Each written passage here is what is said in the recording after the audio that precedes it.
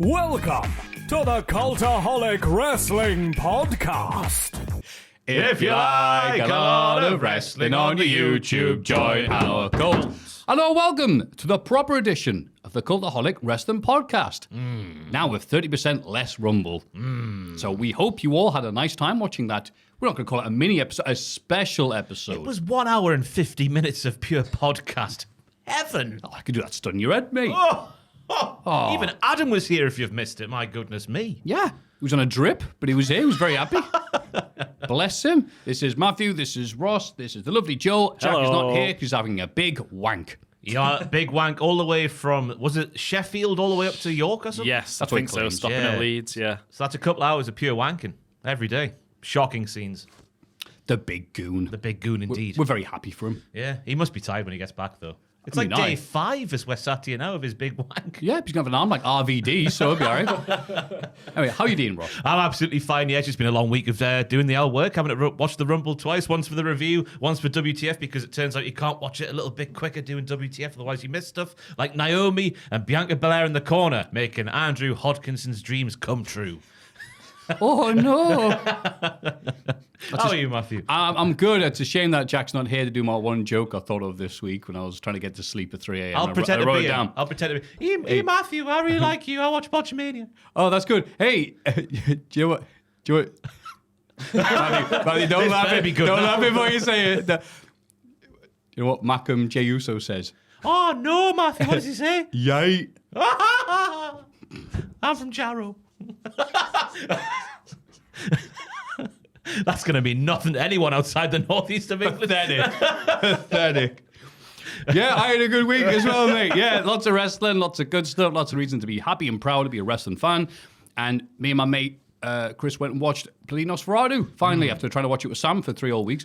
And he's busy. And yeah, went and watched it, and it was grand, because you may or may not be aware, being a proud Newcastle person, that Newcastle are doing all right at the minute. Oh, yes. So Newcastle City Centre absolutely rammed. Everyone happy is Larry, and we're up the top of the Cineworld, and it's the lights dim, and it goes like, the BBFC has rated this a 15. It's all dead silent, and you can still hear people 2 stories below going, "Toot, toot, we're going to Wembley," and all the rest. And we're like, oh no. How was the film, though? Oh, mint. Like, as good as people have been saying it is. Like, I love Egger's work, because he did a Lighthouse and I think The Northman. Northman, yeah. He did do that, right? And The Witch. I haven't seen The Witch yet, but obviously need to. Hey, stop it. We're not doing this again. We've taken away the news. Don't need to mention every single film we've seen. Yeah, Joe, what was the first film you ever watched? One film review, one word film review, was it good or not? Yes. Lovely. Wrestling. John Cena's in the Elimination Chamber. Yeah. Alexa Bliss is going to SmackDown. More things have happened. They certainly have. Keep it on track. Yes, you've got me, damn it. Damn you and your professionalism. Ross, is anything you would like to say that isn't wrestling related? I don't know. Congratulations, Ross. Congratulations. Yeah, from last night. Oh, yes. Newcastle going to Wembley for the second time in 2 years. 3 years. Well, 2 seasons. Go on. It was 2023 and 2025. So yeah, it is the second time in 2 years, but the second time in I know what you're 3 talking seasons. about. Yeah, right. There we go. Yeah. Mathematics is hard. Aye. Yes. So I am absolutely delirious, yeah. Had a couple of pints last night in free time. Oh. The little bit of free time that I had, because it turns out right in the week in wrestling, it's quite long. Especially when you try to make it a little bit, humorous for the people at home.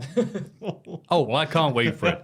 I will have to. Yeah. I also had a drink as well. I did a particularly scummy thing before we won the wrestling. I got a Tango Ice Blast, the slush puppy. I don't know what the general term for those things are now. Don't know, slush puppy's been a thing for decades. But I had that and a G&T at Cineworld and just poured it into that. Slut. Beautiful. It was like, very nice. I love Dracula, me. Like, as I was watching this film, and I woke this morning going, oh, I'm not doing that again. Oh, God, my head. I didn't realize that you get the alcohol in the cinema. Yeah, it's all on the big old menus. Don't even need to speak to someone. You just hand them a ticket. It's the future. Robots are having their job in 5 years, baby. Because when I went out to Salou on the old inclusive, they had like frozen alcoholic beverages, like your frozen cocktails, your pina coladas, that kind of thing, and that was revolutionary. So I can't imagine the Ice Blast, which is a delightful drink anyway, with a little dash of naughtiness in there as well. Yep. And you're right, it's a bad thing to do too much of, because Sam went to the toilet 3 times during no. Albausen, come on, Oppenheimer. of the thousands of places I go It's a to. 7-hour film, though, isn't it? That's fair enough. Yes. Yeah, but I'm like, I keep on telling people a lie and just say, yeah, you missed the bomb going off. Spoilers, Maffew. Oh, Bloody hell. sorry, spoilers for Oppenheimer. Anyway, Hey. that's good enough, pleb That's the banter. pleb banter, yeah. Any pleb banter suggestions, Joel? No. It's just films from me, and then I get shut down. Yeah. What's happening in your life, Joel? Are you fine? Yeah, I'm good. Yeah. All good. I had some drinks last night as well. Oh. So we're all a little bit. Made me sick. Did it? No, just the idea of you drinking. I'm like, ugh. Imagine it was red wine. Maybe a bit of No, cognac and one of those pints. fancy glasses that you hold like this. Nah, just a couple Just pints. shapes. Just a couple pints of lager. And a packet of crisps. And a packet of, and we did have packet of, we had jalapeno and dill crisps. Ooh. They were pretty damn Oh, Dill tasty. was there. How's he doing?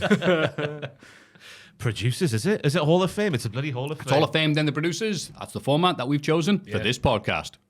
Everybody get excited for the Cultaholic Hall of Fame! Hall of Fame time. Have you got one, Joel? Didn't ask. We're going in this. I've got him warmed Oh, up. Yeah. lovely. Doing leg stretches and everything. I've got something, You yeah. fluffer, you big fluffer. Good, it's going to be my film, The Godfather Part 2.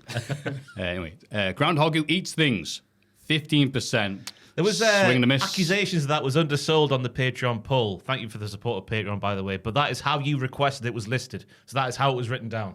I don't know how else you'd word it. I don't know. Just there was a comment saying Oh, that do you the have to do groundhog like has a- been undersold. Like that to a YouTuber. Shock, you won't believe what this groundhog does. Adam and Ross's big night out at SmackDown, 34%. Not too bad. Oh. Up the Shane Gillis. Up to Shane Gillis and his friend. And Sheamus and Drew McIntyre on Hot Ones, 51%. They ate spicy so things. happy. Eee. Oh, that was me friend, not me. That was me impersonation of Jack. The puppet's missing as well. Is that? Well, he's on assignment. I was gonna That's say- in AEW Collision. I'm not trying to get him booked. He just said message seen. Is that continuity purposes? Yeah, that's right. That's what we're doing now. He's left us for a better company. I can't believe it. So that's Sheamus and Drew McIntyre on Hot Ones. What a show. Deserved winner. Yeah. Up the. I was wondering, yeah, the exact same thought. Oh, no, I better not. But they can. Yeah, up, they can. Up the P's and the C's. No favourites here. Well done. Yeah, but yeah, relax Sheamus, relax Drew. Oh, so wonderful to witness. Yeah, I'd love to have a pint with a pair of them. Imagine that down in Spoons with Sheamus and Drew. What a time would be had. Imagine doing the table game with Sheamus and Drew. What a time would be had. They would be necking everything. The mushy peas, the absolutely. milk, everything. Oh, good lads. Yes.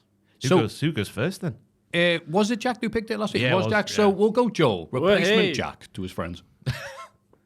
Hello. Oh, there he is. I'm here. Oh, there. I'm going to nominate The Joy of an Electric Blanket. I know Because- what you're saying. I had my first experience this very year with an electric So have I. blanket. Yeah. Last month, I was skeptical of him because I thought, you don't need it to be electric. A blanket does the job all on its own. It gets you warm. And I thought it'll use loads of electricity and cost loads of money. And there's a risk of if you spill water on it, you might get electrocuted or something. I don't Why know. would you have water in bed, Joe? Why? You gotta have a glass of water in bed. Also, it's not just for bed, is it? You can have it on the sofa. That's the joy of it. You can have it. Oh anywhere. no, spill me red wine over my electric blanket. But my girlfriend got one last month, and we've been using it, and it is a game changer. I really see the appeal now. I've converted big time. What settings you got? You got 6. The one I tried, because I was skeptical as well, has 6 settings. So I was like, 6? right, it's Yeah. cold as balls in here. I'm going to go 6. Yeah. For an hour on the timer, I nearly burnt my arse off. 3 is the maximum when you're in bed. Because you wake up after the hour when you've got it any higher than 3, and you're like, oh, goodness me, am I in hell? No, there's only low, medium, and high on ours. Ah. So, but yeah, it's unbelievable. It is a game changer. It's really good, really isn't it? good, yeah. Have you tried it, Maffew? I also have one, yes. I don't Oh. use it for bed, though, because I already have 2 duvets, which are big, and a weighted blanket, because I'm like, I toss and turn like a rotisserie chicken at night, so I just Yeah, need so to be... do I. If I could buy a straight jacket that I could take off, which is not a straight jacket then, if you think about If it. you want to buy a few like restraints, I'll pop round just before bedtime and lock you in. Oh, that, you know what? Don't say things that you won't follow up. See, I've heard weighted blankets are pretty good as well. I've never tried one of them. Oh, another game changer. I'm going to get Yeah. one, yeah, because I have my insomnia now. I'm going to try everything else that I haven't Yeah, tried already. yeah. And weighted I've heard blankets it one of the few helps, things. The one negative is really good for getting to sleep. God, it's so hard to get out of bed. Yeah, that's it. Because the worst element, Lidl, and I don't know, it was a Oh, yeah. silent night once. It was a named brand, but I don't know if it was the fact it was in the middle aisle of Lidl meant it wasn't like one of the, I know what you mean, You want the yeah. best, don't you? Yeah. not to be a snob or anything, just, the middle aisle of Lidl. You just assume things are being sold off by the dozen. Yeah. No, I know exactly what you mean, mate. Aye, but that's electric. Just the joy of an electric blanket. Easy for me to say. Yeah, I think so. Yeah, I'm glad that it's getting slightly warmer now outside, but it also is a bit sad because there's less need to use the electric blanket, and I miss it a little bit. I don't know if you cutting weight in the summer. If you're cutting weight in the summer, True. Like a UFC man, Roast under there like a hog. Yeah, like a hog. Pig in a blanket. Warm your hog up. Come here, Joe. You say it's getting warmer though. Last night was bloody freezing. It's up and down, isn't it? Yeah. It's, And where I was watching the match was outside, but we had like fire pits and whatnot. And there was a lad in a football shirt and shorts, and I could not believe it. I saw all that last night. Yeah. I had the fleece on, I had the coat on, the full McCoy. Yeah. I walked past someone and he went, it's big coat weather, isn't it? Boss wearing a big coat. That's a nice pick, yeah. The joy of electric blanket. A lot of people can relate to that. Yeah. I sure hope so. Yeah. So second was Yee. Easy pick this week. Bron Breaker's spear on iShow Speed.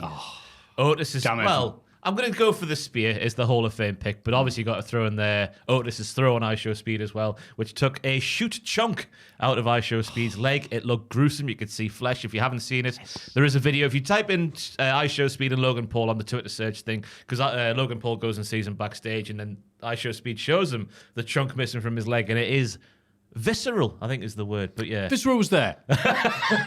And Midian was on his other one. Yeah. Oh, I can't. There. Oh, yeah. That's harder than it looks, that. Bloody hell. That's why he's the pro. Because I'm one of those people who can't, when I get there, I can't. Yeah. It follows it down. Yeah. Yeah. Are you like that as well? I don't know what you're trying to do, to be honest with you, from my When perspective. you put hold your hands up. Hold your and try hands and just for Detroit. Put I love the city. one digit down at a time. And then when you get to like the fourth one, it all goes a bit. Oh, yeah. That's just, yeah. Yeah. Is that how human hand works? Are you the same, Joel? What a discovery. I Do don't you know. have a human hand, Joel? I don't know what you mean. Got put all your digits up. Yeah. 2 hands or 1 hand. Just go one digit at a time. Put them down. Oh, he is as well. You can see it going, but not as much. You had nice long fingers. Thank you. Fingers. Thank you so much. You know what? I'm going to change my number now.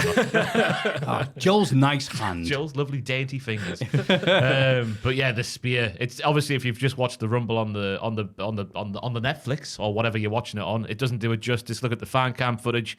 Unbelievable move it was. As a shooter move can be in wrestling, I think, without it actually being a full-on fight, like a real fight. But yeah, what a move it was. And you know why that's going to win? Because iShow Speed has said that he will never get in a wrestling ring again.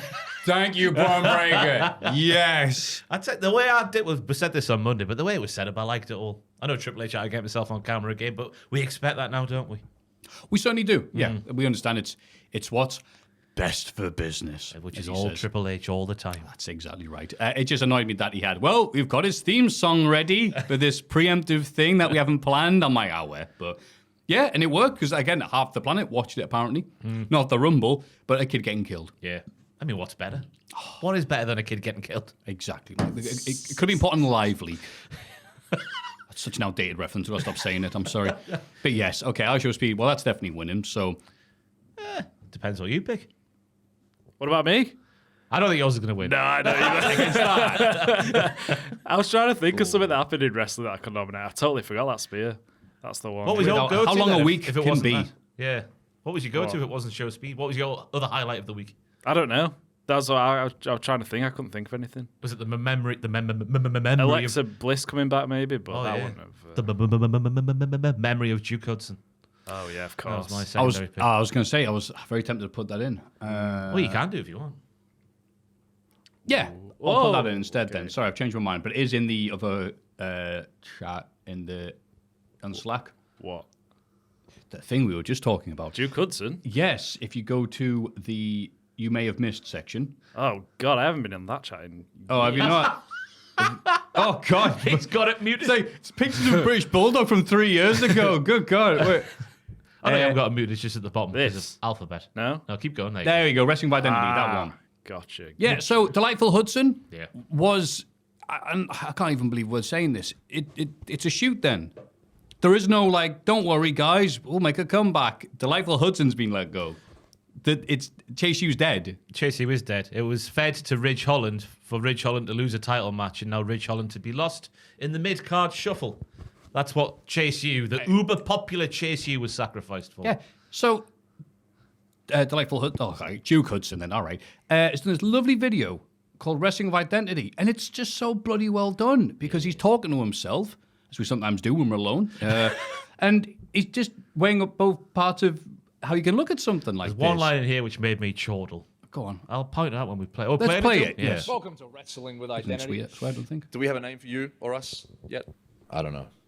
All right, well, let's get straight to the point. You've been fired, which might be breaking news to a lot of the people here. I don't think I've seen anything online, and you weren't a part of a group with budget cuts, right? So this really was more of a we hate you. That's the line. That's probably why you look so rough. I mean, I'm pulling it off. But now that the cat's out of the bag, how do you feel about wasting 6 years of your life in that building? I wouldn't say it was a waste. Come on. Think about everything that happened in your time there. Like what? Well, you and Bronny, for example. I mean, you started at the same time. You came up in Australia together. Now he's jumping off the top of cages at Survivor Series, and you're being written off TV again. Okay. Rhea, for example, she is a megastar. She grew up watching you wrestle in Australia. I didn't know You that. love telling people that story. Right. Right. Well, they overtook you. Your time was wasted. I can be happy for my friends and be disappointed in my own shortcomings at the same time. Oh, come on. You're free now. You can say whatever you want to say. Don't just stick to what you learn in media training. Tell me what you want to say. I don't know. I'm not done with you. We'll be right back. Classic Dr. Phil ending. Fantastic. That's very good. Because you're right. You can either look at this. There's going to be obviously a lot of things going on if you've been released. Was this a waste of time from the perspective that you didn't main event WrestleMania, or the thing that you've come up with people who have now surpassed you, who were behind you, and and he's just going, look, I don't know. It's so nice to see instead of just like, yay, I'm free from prison. Oh, even the worst thing is like, no, I just didn't want to work for WWE anymore. People going, screw you, you traitor, and stuff like that. So it's nice to see someone just going, look, I'm going to use my media training and what I can do with filmmaking abilities and do a split screen very well, well done. And to go, all right, yeah, I don't know. Yeah, it's a lovely gimmick because it is the Sean O'Haire Devil's Advocate, but both sides play it at the same time. Yeah. Angel and Devil on the shoulder. Dun, dun, dun. Like an Emperor's New Groove. Yeah, but the release time, it's just the timing, isn't it? The fact that he was the only one, that is the weird thing, which That is a makes you good think point. something's gone on potentially. Because he was apparently released in January, but the news has just got out now, so. Oh, really? Yeah, apparently it's a couple of weeks ago. And that's how little... Wow. It's so weird how they used to put... For people who don't know, they used to put on WWE.com, so-and-so has been released. We wish them the best in there, blah, blah, blah. But now it's like, oh, just check with Sean Ross Sapp. Yeah. He knows, Sean, doesn't he? He knows He gets it all his all. news from Air Gold. So. So, yeah, a lovely video. Well done. I'm not just saying that to put the guy over because we... No, I am saying that because we enjoyed his work in NXT. He was fantastic. He got, obviously, the rockiest of starts with the poker face gimmick, which I think was given to him because at the time they thought that's all he could do was have a poker face all the time. But he's since developed into one of... He must be sick. He's 6'5", he's chiseled, he's charismatic as balls, easily likable, can be detestable as well as a heel, can do it all, you might think, and they still can't find anything for him, while the likes of Lexus King remain. Oh, don't remind me. Rich Holland remains. Exactly. Yeah. Exactly. Throw it up for her as well. She might be gone. I don't know. Dogecoin on that thing or whatever. So, yeah, lovely video there Yeah. from Delightful Hudson. So, Delightful Hudson's Delightful Video. Yeah, we'll name it like that, like it's the Alan Partridge video. That's my pick. Yours is, Bron Breakker, Spear, and I show Speed at the Rumble. aka the thing that's going to win. And Joel's is The Joy of an Electric Blanket. Yes, please. And you can vote for any of those by going to patreon.com/Cultaholic. Where we can thank, of course, the lovely producers of this podcast. We'll fire straight into it, Maffew. Reno 2200. Joel, he's from the future. Pow, pow, pow, pow. Yeah. Oh, nice. He's been working on that. Noah Anderson. Anderson. Son. Anderson. I forgot to do the second one on Monday. He did. People did. know his, yeah. Levi LaRue. He's got it for the kill. He's doing it for the thrill. I'm hoping he'll understand. Whoa. We appreciate his cash. He said the quite a bit loud. Jimmy Gillen. Gillen in the name of. I don't know what we're doing. I forgot the other one. Gillen. Gillen. Oh, Gillen, the best a man can get. Oh, it's been a long week. Larry Robb. Larry Robb, master of the Patreon. Another line about Larry Robb. Tear of Grace. Feel a tear on your grace. No one else can feel them for you. Only Brett can let them in. He likes cats. He likes cats. Lord Bushi. Hey, Bushi, you're so fine. You're so fine. You blow my mind. Hey, Bushi. Forgot it for a second there. Hey, Bushi. Hey. And finally, Kendrick Alltop. Alltop. Hey, now. On the Hey, now. Western Front. Are they doing Goldfinger? Alltop. I've got to admit, I'm not fully on board with Jack's choice. Oh, of it. really? Yeah. Okay. Fair enough. Yeah, so I think there's a better one out there. Suggestions in the comments again. Because I must be transparent here. I got the Bushi suggestion in the mailbag and didn't credit the person who suggested it. Oh, And I feel like a an pro. arse. Yeah, that's what we do. Take other people's work and pass it off as our own. Yeah, so I mean, obviously, this is obviously the news. Not only is Puppet Jack gone to AEW, Ross is replacing Def Rebel. Yes, I sometime am. soon. After people started to speculate that Jim Johnston was coming in, and they're like, "Where have you got that from?" No, he isn't. Yeah, because they had in the closed captions the New Day's old theme produced by Jim Johnston, but of course they've got a new theme, so people thought, "Oh my god, the new theme's by Jim," but it's not. It's by. is that why? Yeah. Right. But the new theme has got our pal Mega Ran on the lyrics, and someone who begins with an S did the music, and I've forgotten what the name was. That's a really good name for someone. Sirius Black, that's who did it. Slytherin Man. Yeah, there you go. Is it Sirius? I don't know. Harry Potter at all? I've forgotten the 5 films I've seen. Such a lot. The reason I brought these references up because I thought you watched it and you're like, I haven't read that one. I went off. So yeah, those are the magnificent producers and the Hall of Fame. Sazy. Sazy and Mega Ran made the New Day's new theme, which is good, which is the telltale reason you can tell it's not made by Death Rebel, basically, because they're awful. The Rumble exposed them for a second or third year in a row how bad they are at doing wrestling themes. They don't understand the assignment. And of course, you don't advocate for people losing their jobs, but they're just so inadequate at their jobs. They must be felled. It's time. We can't have this happen again next year at the Rumble. The music starts, the silence, the Tron comes on, then the pop. That's not how wrestling works. Yeah. Oh, I despair. Now we move on to the next bit. I don't know if I can carry on until Death Rebel are gone. Get them out of here. This is This Week in the Wrestling. It's this bloody week in the wrestling. This week in wrestling. Yeah. Most of it. SmackDown. After Michael Cole and Pat McAfee wax lyrical about Indianapolis at the top of the ramp, Joe Tessitore is in the ring to prove that he is an unbiased journalism by giving Kevin Owens the interview time he should have given him last week. Good lad. Joe asked Kev what we're all missing when it comes to the prize fighters' issues with Cody Rhodes. Kev mentioned that he's sick of people looking past his match with Cody at the Rumble when speaking about potential WrestleMania plans. This brings CM Punk to the ring, as he did just that on Raw a few days earlier. Owens, can I help you? Punk, no, you can't help me. Owens, don't look fat in this vest I wear while wrestling. Punk, yes you do, you fat so-and-so. Lose weight, lol. Oh, someone's typed up what happened in Ring of Honor. That's good. But it was all a big misunderstanding from the dirty sheets and whatever else, because apparently there's a... Wait, Kevin said it himself. The clips of him saying it with his very words. Isn't and there mouth. a clip where it was just like Kevin was having fun with Punk and then Punk sort of said something that people misunderstood No. and then it got made into a big thing? No, Kevin, on YouTube, his face, no AI needed, has said what happened. Like, CM Punk, who was the locker room leader in 03 because he was Gabe's guy, was just like, Kev sat there in his, his PE gear, as it looked like sometimes, bless him, and he said something like, Kev knew he was going to start saying something because Punk's marching back and forth like he's, king of the hill. And Kev's like, oh, don't say something. And Punk said something like, no, I have to. And went, look at you fat so-and-so, and you dressed like that. And Kev's like, all right, okay. And I think he says, like, look, we're okay now. It's no big deal. But they've never wrestled. Until soon. Right? Crazy. That was like 03, 04 maybe? Like, as early as 03. maybe. I don't know the year. Jesus But I love, the dirt sheets. It's like, no, Kevin Owens himself has said it. You can find it very easily. Anyway, Punk says after the Rumble event is over, Owens versus Punk has a good chance of happening at WrestleMania. KO mentions there are 29 people in the Rumble that he likes more than CM Punk. God, even I show speed.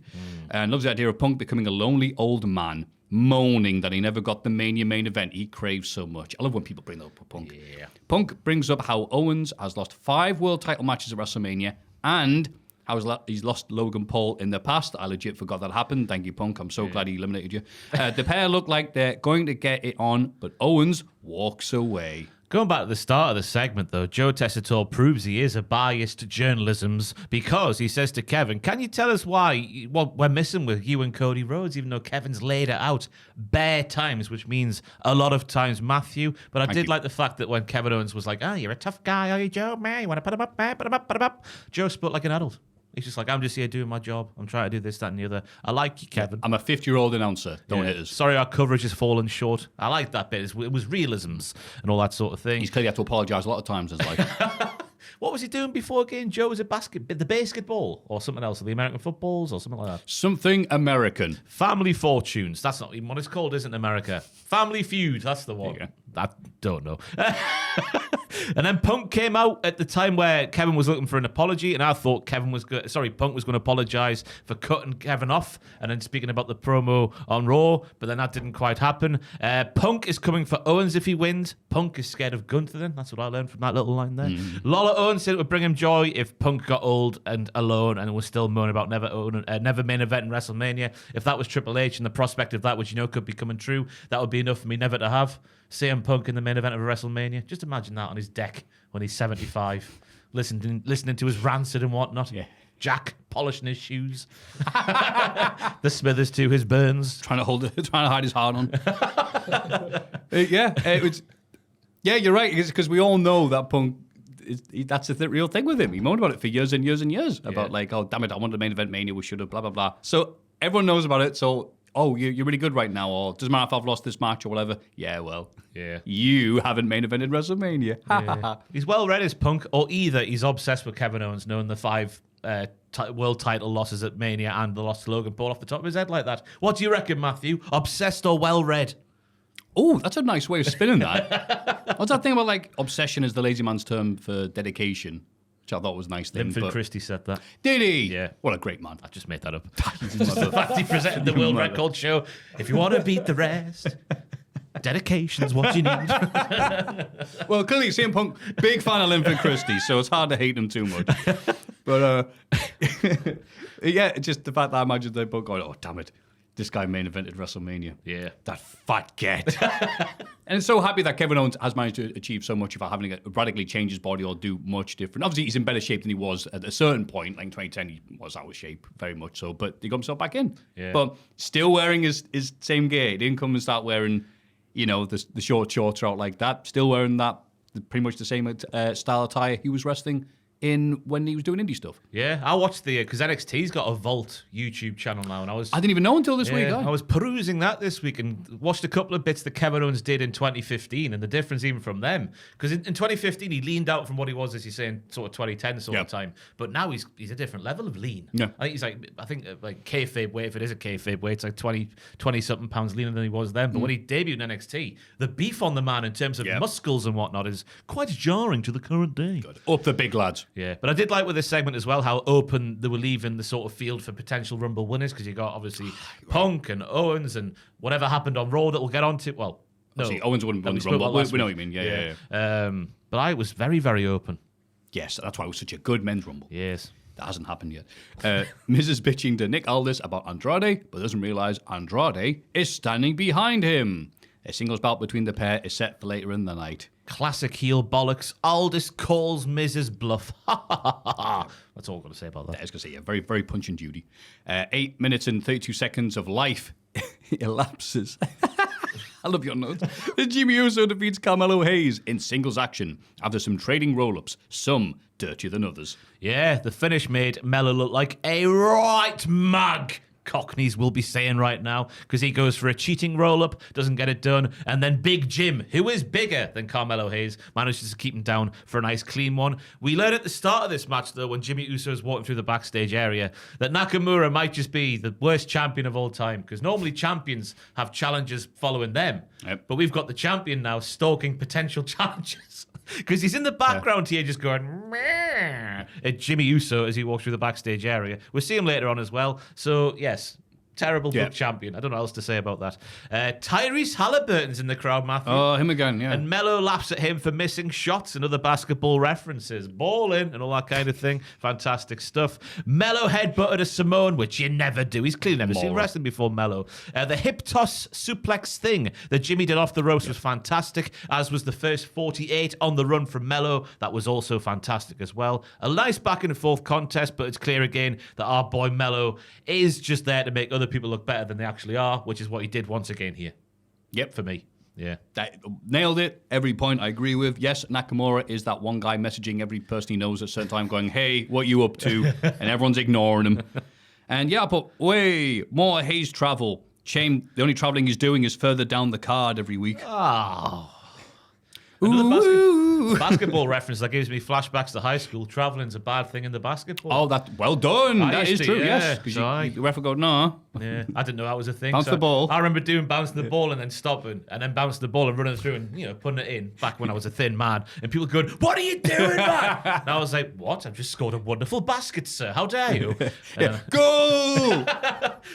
And then I had the rules of travelling explained back then. I don't know why it stuck with me. Yes, it's good. Well, hopefully you never did it again. Yeah, I didn't know in all my basketball years. I saw that contest you and Tom had all those years ago. As I said, this is when I was a thinner guy. I was a fatter guy then. There's more of you to learn. Accompanied by her secret Hervis. That's Big good. That. fan of the name. Yeah, because it sounds like Hovis. Yeah. And we're Northern. Piper Niven. Chelsea Green gets herself DQ'd against the homicidal, suicidal, genocidal, death-defying Mission after a shoot Singapore cane shot at the latissimus dorsi. That's that muscle up there, Maffew. Thank you very much. A-level PE, baby. I was not expecting that. You're travelling on your latissimus dorsi, Ross. I've warned you. After 6 minutes and 15 seconds of action-packed action.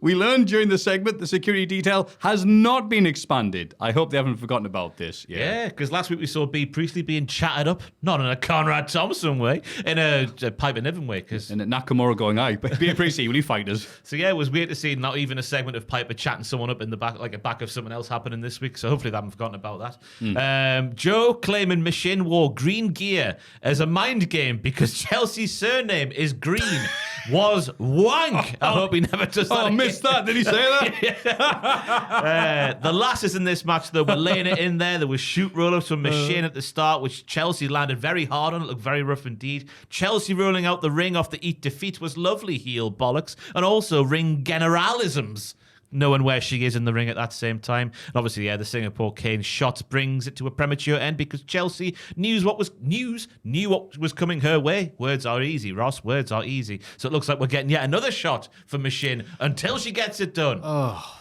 That's how it feels like the storyline's going to end when Machine finally gets a win and wins the title. The only way it can end. Okay, I don't see Machine at that level. I put, oh no, I thought this was the end of this feud, which is colder than British weather right now. Oh, and that's your Joel, and you got your little electric blanket. Yeah, the crowd are just like, no, they don't view Machine in the way that we are wanting them to. So I thought, right, look, this could be the last one, fair enough. But they're doing another one. I'm like, nah, come on. On that Vault YouTube channel, I forget who it was now. There's an interview with someone speaking about how Triple H does things. I think it was on the Vault YouTube channel. I saw it this week anyway. And they're saying the one thing that Triple H, like a strength of Triple H's booking, is the fact he sees something, then never gives up on it until it starts to work. And when people are going, oh, this isn't going to work, he says, well, you just wait and it will work. This is what I think when I see Machine, because clearly she's very good in the matches that she has, and Triple H has clearly got high hopes for the lass. But in terms of like being that character to latch onto, it feels like we say the same every week. She hasn't quite got that yet. Yeah, and it also doesn't help that Green is really over right now, and she's the bad one, and Machine is the good one. You're like, ooh, yeah. Will you stop raging against the Machine? Yep.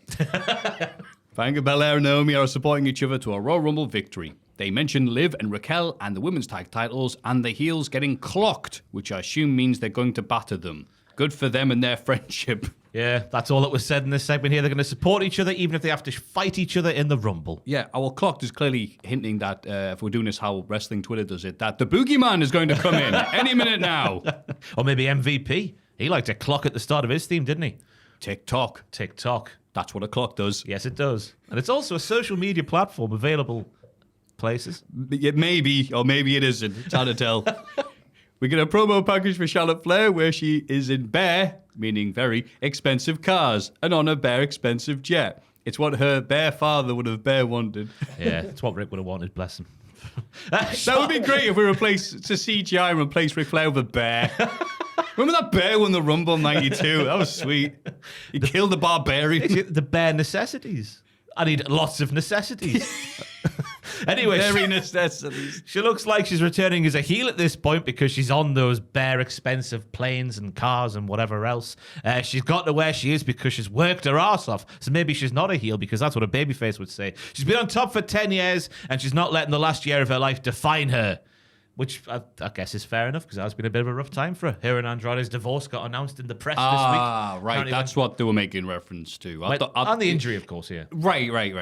We'll get onto that obviously on Raw when it went down a treat. Yeah. It is revealed that Steph McMahon has stolen an innocent child and made him sit next to her in the crowd. Did you see this at the start of this segment? Stephanie's got a little innocent boy, and she's doing that.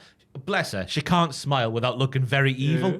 And she's on SmackDown going, "Eh," and she's got this little kid, and it just looks like she's stolen him. I don't know who the kid was, but I hope he's all right. Time for lollipops. She can't hide the truth. She has such an evil smile. She does. She really is evil. Damian Priest heads to the ring to go on the child. No, he doesn't. He says he's not here in WWE to make a name for himself anymore. He's here on SmackDown to win title belts. This brings out Jacob Fatu and Tama Tonga, with Fatu mentioning that he and Priest are cut from the same cloth, but he was locked in a box. This means prison, by the way. That's what popcorn looks like. I just thought I'd explain it the same way you explained what popcorn looked like. What a throwback. Well, Priest wasn't in prison or in popcorn. The fight is on, and Priest initially gets the better of Fatu before Tama Tonga comes back around to see the numbers advantage to be the downfall for the lanky goth shagger. LA Knight comes out to even the odds, and a challenge for a tag bout involving all four men is made for later on tonight. God. Great promo segment for Jacob Fatu. He has that. I'm not saying he sounds like Samoa Joe, but you know that feeling when Samoa Joe's cutting a promo that you think he's not actually just reciting lines here. He's speaking from the heart. Yep. Jacob Fatu's got that one. He starts off by saying, "I see you, guapa." He says it just like that, so he does. Stand down, good sir. I see you, guapa. I was locked in a box. I'm Jacob Fatu. Yeah, but that line about his hair being braided, but don't get it twisted when you come around me, the double entendre. Good lines from Jacob Fatu. And I thought it was interesting as well that when Tama Tonga gets knocked down initially, when it's just Jacob Fatu and Damian Priest doing the grapples, Damian Priest is on top, and it's only the numbers game that sort of gets him down. Yeah, so very good for Priest. That very good. Yeah, it's a very nice, hey, I'm a good guy now promo from Priest here, and the crowd are so ready for a helping or two of Fatu. Oh, yes. Who is not? Who is not, I do declare.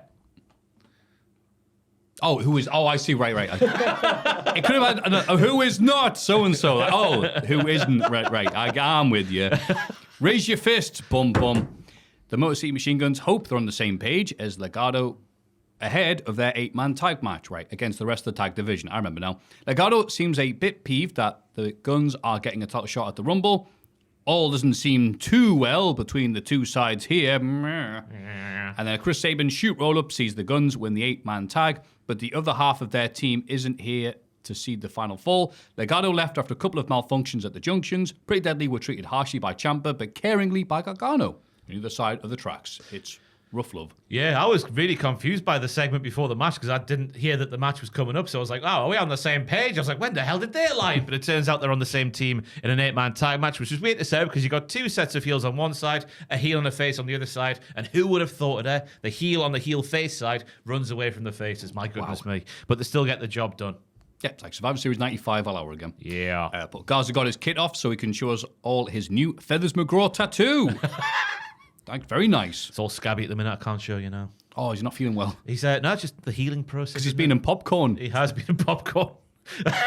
This is what popcorn looks like, everybody. Ciampa sending Pretty Deadly in there straight away to do all the heavy lifting was nice to see and fits the story because they're still trying to prove, well, in Ciampa's mind at least, that Pretty Deadly are real men who do real men things. We saw the elevated shag from Legado, which is always great to see. Quickly followed by the facial from the MCMG. They know what they're doing without being overtly knowing what they're doing, but they know what they're doing. The heel faces worked together for a while and the heels kind of did the work together as well, and then it didn't. It all fell apart. That's the story of the match. I don't quite understand what they were going for here. I guess the peppy baby faces still got the job done despite the fact their team, well, half of it was missing at the end of the match.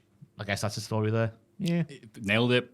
Crowd very quiet this match too, as they have been the rest of the night. They are not here for the lowest priority SmackDown stuff. Yeah. The night before the Rumble. Bloody hell. Yeah. But yeah, decent action, but it was there to kill time and build up that exciting 2 out of 3 falls match that no one was really asked about until the very end, and then they weren't really asked about the finish. Not even Triple H was asked about it, given the time he gave that match, which was sacrilege for a 2 out of 3 falls involving DIY. But I guess the kick from Ciampa to Elton, the mistaken one, that then bleeds into a promo later on in the evening as I do a burp while talking. It was good, though. I thought your voice was usually getting emotional. Yeah. Pretty deadly. He getting kicked Elton really hard in the face. Now he's ugly deadly. Backstage, Tamatonga looks at the tag team titles, which have been left unattended, which just seems daft to me. It does. Then Pretty Deadly tell DIY they'll be on their own for a tag title match against the Machine Guns at the Rumble. Writing this on Saturday morning, I'm not sure if this is a ruse, as like a Bobby ruse, or if they're trying to prove to Ciampa they're real men at the minute. Well, they weren't. They weren't. So that was the reason for that. Aha!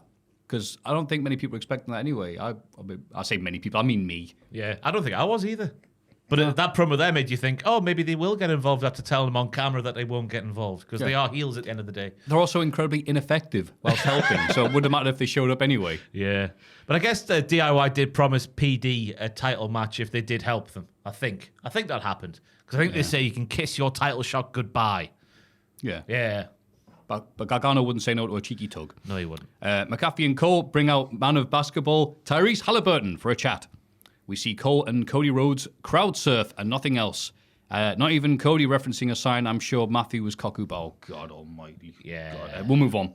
Yeah. Tyrese avoided the question about going to the Rumble. I thought that was cowardly from Tyrese. Huh? Yeah. Prick. Yeah. Because he has to be carried. Aye. Because Halliburton's a briefcase. Yeah. And also, he was a bit fishy because Halibut on Halibut. Fish. Just put in this little silence here. Yeah, there we go. Shoot Roll Up gets Naomi a huge win over Liv Morgan in a match that went 5 seconds short of the 10-minute 30 mark. After the match, Raquel and Liv jump back at Naomi with the taller heel powerbombing the smaller heel onto the faces. Aye, that is what happened there. The ring general, Liv Morgan, controlling Naomi like a mother controls their child at the Woolworths pick and mix until Naomi got back into it with a massive crossbody and other things. Bianca had her flats on, so we knew that she was going to get involved physically. I don't know why I had to write that one down. They can't get anything past me, clearly. Shocked to see Naomi get the win, just because it is Naomi and it's Liv in there, and one's being pushed far harder than the other at the moment. But it's good to see because Naomi, I think we forget sometimes, is very good and very likable. If she is used a bit sort of wishy-washily. She's widow twanky apparently in the wrestling now.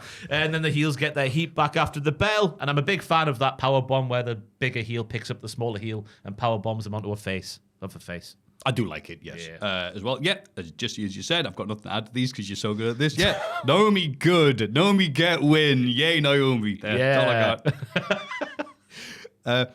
They've made the elbow his finisher. Andrade smashes Lucha Miz in the chops to get a win in a match that some say lasted dead on 10 minutes. Yeah. Our sources say. Incredible, that. Dead on 10 minutes, not 1 second over. Yeah, and that's what I've got as well. Lovely.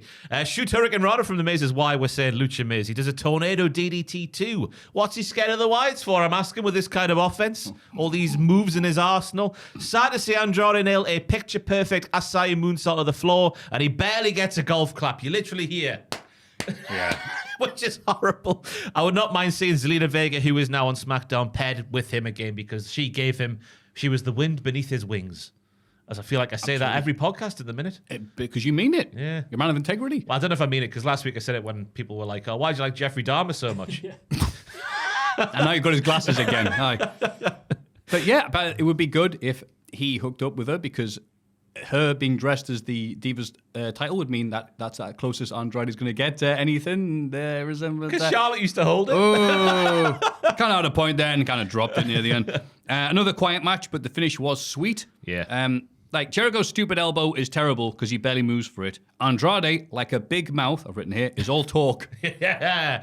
This is his finisher. It's a fantastic move. Looks devastating every single time he hits it. And I was also a big fan of The Miz, who's not just a lucha man, but he's also a thinking man. He's cerebral, because he sees Andrade attempt that fakey moonsault, then the second moonsault, but Miz rolled towards the turnbuckles. So he's one of the wrestlers who's seen that move happen 10,000 times and did something to make sure it didn't happen the 10,000th and first time. Yes. He also doesn't like catching people and stuff, so. Correct.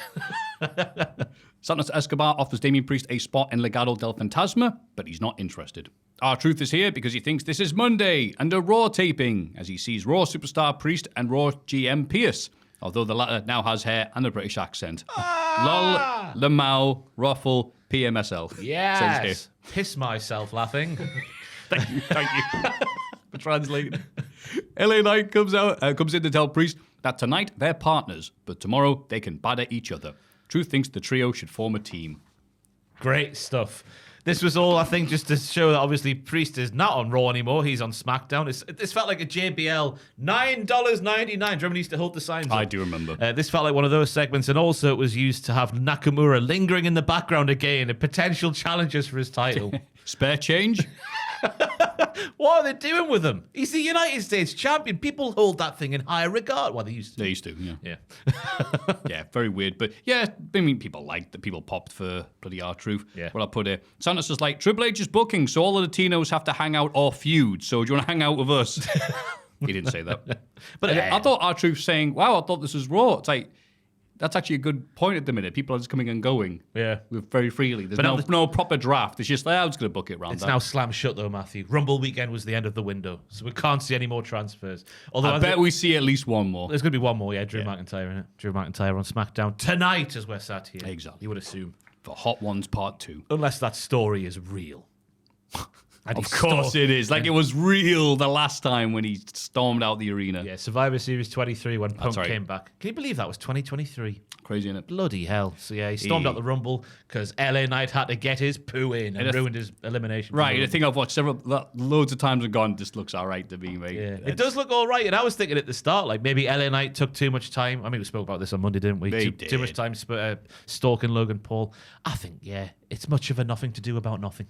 That's how that saying goes. I'll stick with my thoughts there, but I will change my thoughts on Penta and his little feet mishap, because on the re-release of the Netflix version of the Rumble, they've changed it to a different camera angle. There you go. You've told on yourselves. Yeah, the lack of replay as well spoke volumes. Yeah. Up the Penta. It was a tippy toe. It's tippy time. Yeah, one flat foot, one tippy toe. There you go. Zelina Vega tells Tiffy Stratton that she wants to take her title away from her. Tiff doesn't seem asked. Yeah. She really didn't. She didn't, yeah, but I guess it's Who good. are you again? Yeah, good to see Zelina Vega. I've written in the title picture, but by that I mean she's literally in the picture with the champion. And the championship. We're still getting towards Charlotte and Tiffy for WrestleMania, I think, even after Raw and NXT this week. I agree. In the ring now, McAfee and Cole welcome Tiff to the ring. She brags about always being championship material, but the only difference now is everyone knows it. Stratton doesn't care who comes for a title, especially if it's a no pop Candice LeRae, who is on the scene to tell Tiffy she wants revenge on behalf of Nia Jax and that she will be in the Rumble. Nobody makes a noise, not even a mouse. Nia then appears in one massive later. Tiffy's laid out. Yeah, Tiffy sounded like Kalani Jordan in her promo this week. That she just sounded like she was memorizing every single last word, which was a bit of a shame because a promo game is better than what you showed here. But you got to call it out when you see it. Candice LeRae, when she started that promo, "You are so pathetic." I was like, oh. Everyone does that. Start somewhere different, surely. Please be different. So yeah, she deserved the no pop Candice LeRae. Aye. Yeah. Like Fanta being left out all day without the top off. Aye, flat. There you go. And near pop, yes. In your main event of the evening, lasting 14 minutes and 55 seconds, a South of Heaven from Damian Priest is enough to see off Tama Tonga as the duo of Priest and LA Knight topple Jacob Fatu and Tonga. After the bell, Fatu re-emerges from the Timekeeper's area after being cross-bodied into it by Knight and gets his heat back as the show goes off the air. Aye. 5 hours after it started. Just about, yeah. 3 hours for SmackDown this week, which I assume is how it's going to be before a PLE on a Saturday night, which, I mean, this was an all right SmackDown. It could have been trimmed down in places, maybe, but yes, it wasn't too egregious. Yeah. Surprised to see Fatu taking as much offense as he did this close to him murdering Strowman, because he just looked like a killer, and then he was getting beaten up by LA Knight and Damian Priest, who I guess, if you're going to have main event baby faces on SmackDown, you got to keep them strong somehow, and then beating down Jacob Fatu is probably the best way to do it at the moment. A lovely bump over the announce table from Tama Tonga off a Priest pounce, like a skipping stone across a dead-ass lake, I've written down. A massive cross-body wipe from LA Knight wipes out Fatu over the barricade. Again, the babyface being kept strong, and the heel being kept strong because he re-emerged like Braun Strowman from a swamp. Remember those times in lockdown? I do remember. Great times. Sadly. Yeah, and he gets his heat, just about gets his heat back before the show goes off the air. Just squeaked it in there. Yeah, I think you're right there. It was odd going, yeah, Fatu's just looks like a normal dude out there. Don't want to see him as a normal dude. But then, doesn't matter. Gets beat up at the end. Just a main event thing to keep these people cold and miserable by the sound of things. But, Rumble's tomorrow. Shut up. Get up, you. Yeah. There was a nice moment as well where Tama Tonga goes for a basement lariato, but Damian Priest catches him in a goozle. Great little, that was slotted together like a bloody Lego brick, let me tell you. Oh, nice. Oh, God, I got told, by the way. Sorry, it's not Lego brick, it's just Lego. You know how I say brick? I mean, you can see it, but then someone like me, an absolute twat, will go, I think you'll find. A Lego is just a Lego. Just a Lego. Aye. Yeah. How do the different Legos have different names? Like your regular brick, your like square Jim, brick, your Tom. thin brick? And this is where it says, plug the Rumble podcast. We did a Rumble podcast on Monday with Adam Pacitti, and it is live on the channel and the podcast feed now. Please go listen if you are expecting a Rumble review right now. Why do I need to be the way I am? High as balls. I mean, Terms and conditions apply. yes. So we'll just wait here while you watch that. Seeing Done good. 1 hour, Yeah. 50 minutes. Yeah, cool. Oh, you're back. That's lovely. WWE Raw. Jey Uso heads down the ring and is overcome with emotion. Uso says he came into the game 15 years ago before running down a potted history through the different eras of Uso. He says there was a time when he didn't have it as it pertained to being a singles performer. But now he's got it. Gunther makes his way down the ring and tells Jey that he's full of it. He doesn't, but he should have. I realised that. No, sorry, he's full of disappointment. The rematch between the pair doesn't interest him. Gunther would rather have faced the likes of Punk or Cena, and he's got him instead. Jey says he's tired of people telling him what he can and can't be. He's going to go to SmackDown to see Cody about a potential WrestleMania matchup, but no matter who he faces, he'll walk out of Mania a champion. Yeet-alicious. Yeet-alicious indeed. Chick-alicious. I forgot about the Chickalicious thing, I'm sorry. Great times during lockdown again. Lots of lockdown references today. Don't let it go. Anyway, I've written down, lol at the people who think Jey is just a yeet and a super kick. They must have been fuming with the start of this week's Raw. Really long entrance, and then a second little addendum of an entrance, because the first entrance popped off so hard.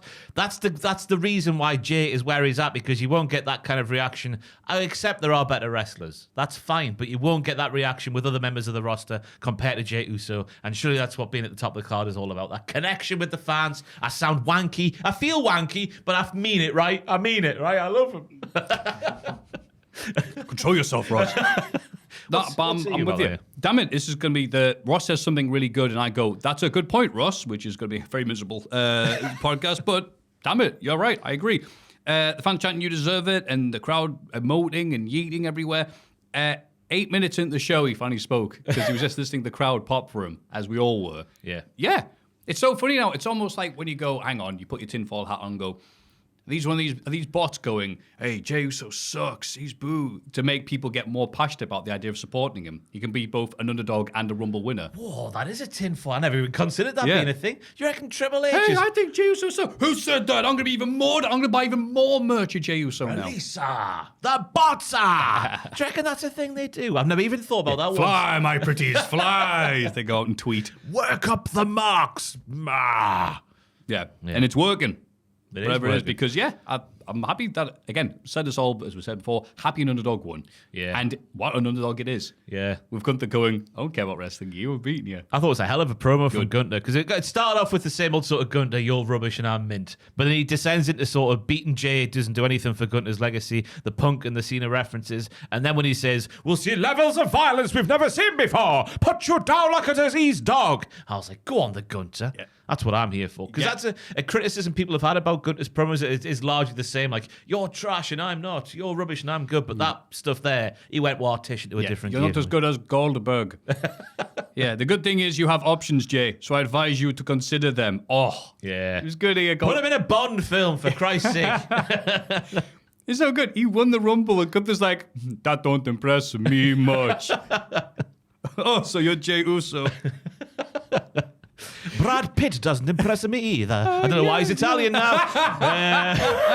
But I guess it's slightly interesting that Jey is going to see Cody, because I keep referencing this story of Cody losing his pals one by one. It looked like he lost Sami Zayn, but Raw, as we'll learn later, maybe changes that at the end. So will he lose Jey? Jey potentially get a shot in? Because that's the great thing at the moment. We don't know what the WrestleMania card's going to be. That's the fun of this period. Yeah. We have to keep on watching every week to find out what happens. And Dwayne didn't turn up on Raw. Yay! Hallelujah! I was resigned to that happening at the start. Jey goes to start talking, and then, hey, what the Rocket's cooking. That's how his theme starts. Death Rebel strikes again. We see footage of the post-Rumble press conference where Cena cuts one hell of a promo while declaring himself for the Elimination Chamber. Everyone else has to have a qualifying match because lol. But I'm like, yeah, no, it's all right for Cena to go, hi, I'm in the Elimination Chamber. Oh, yeah? What have you done to deserve this, John? Yeah. I liked it because he's like, I've never really politicked before, but I'm doing it now. Me being involved in WrestleMania is best for business. He keeps saying, I'm winning 17 so I can shake the hand of the person who wins 18. It was just the way he was speaking. It was very earnest. I don't know what earnest it was. Because he looks like the guy that played Ernest on the films. The Cat Miller. Oh, right. Yeah. Yes, he looks exactly like the cat. But a hell of a promo, yeah. Yeah, and it's good because I'm not answering any questions. You can just play who can get the headline out quickest. Nice. Cena knows how it works. And now he's gone straight off to Hungary to film a film. He's hungry. He's hungry and he's in Hungary. Oh. So he's going to have to fly from Hungary to Toronto to be at the chamber, some would say. Unless he's going to go home first. I wouldn't begrudge him that, would you? The planes can go different places. The beauty of flight.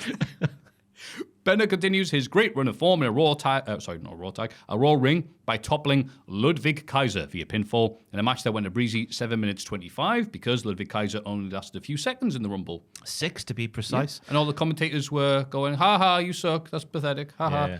And it was funny because Pat said that was 6 German seconds. That's longer than English seconds because it takes longer to say the numbers.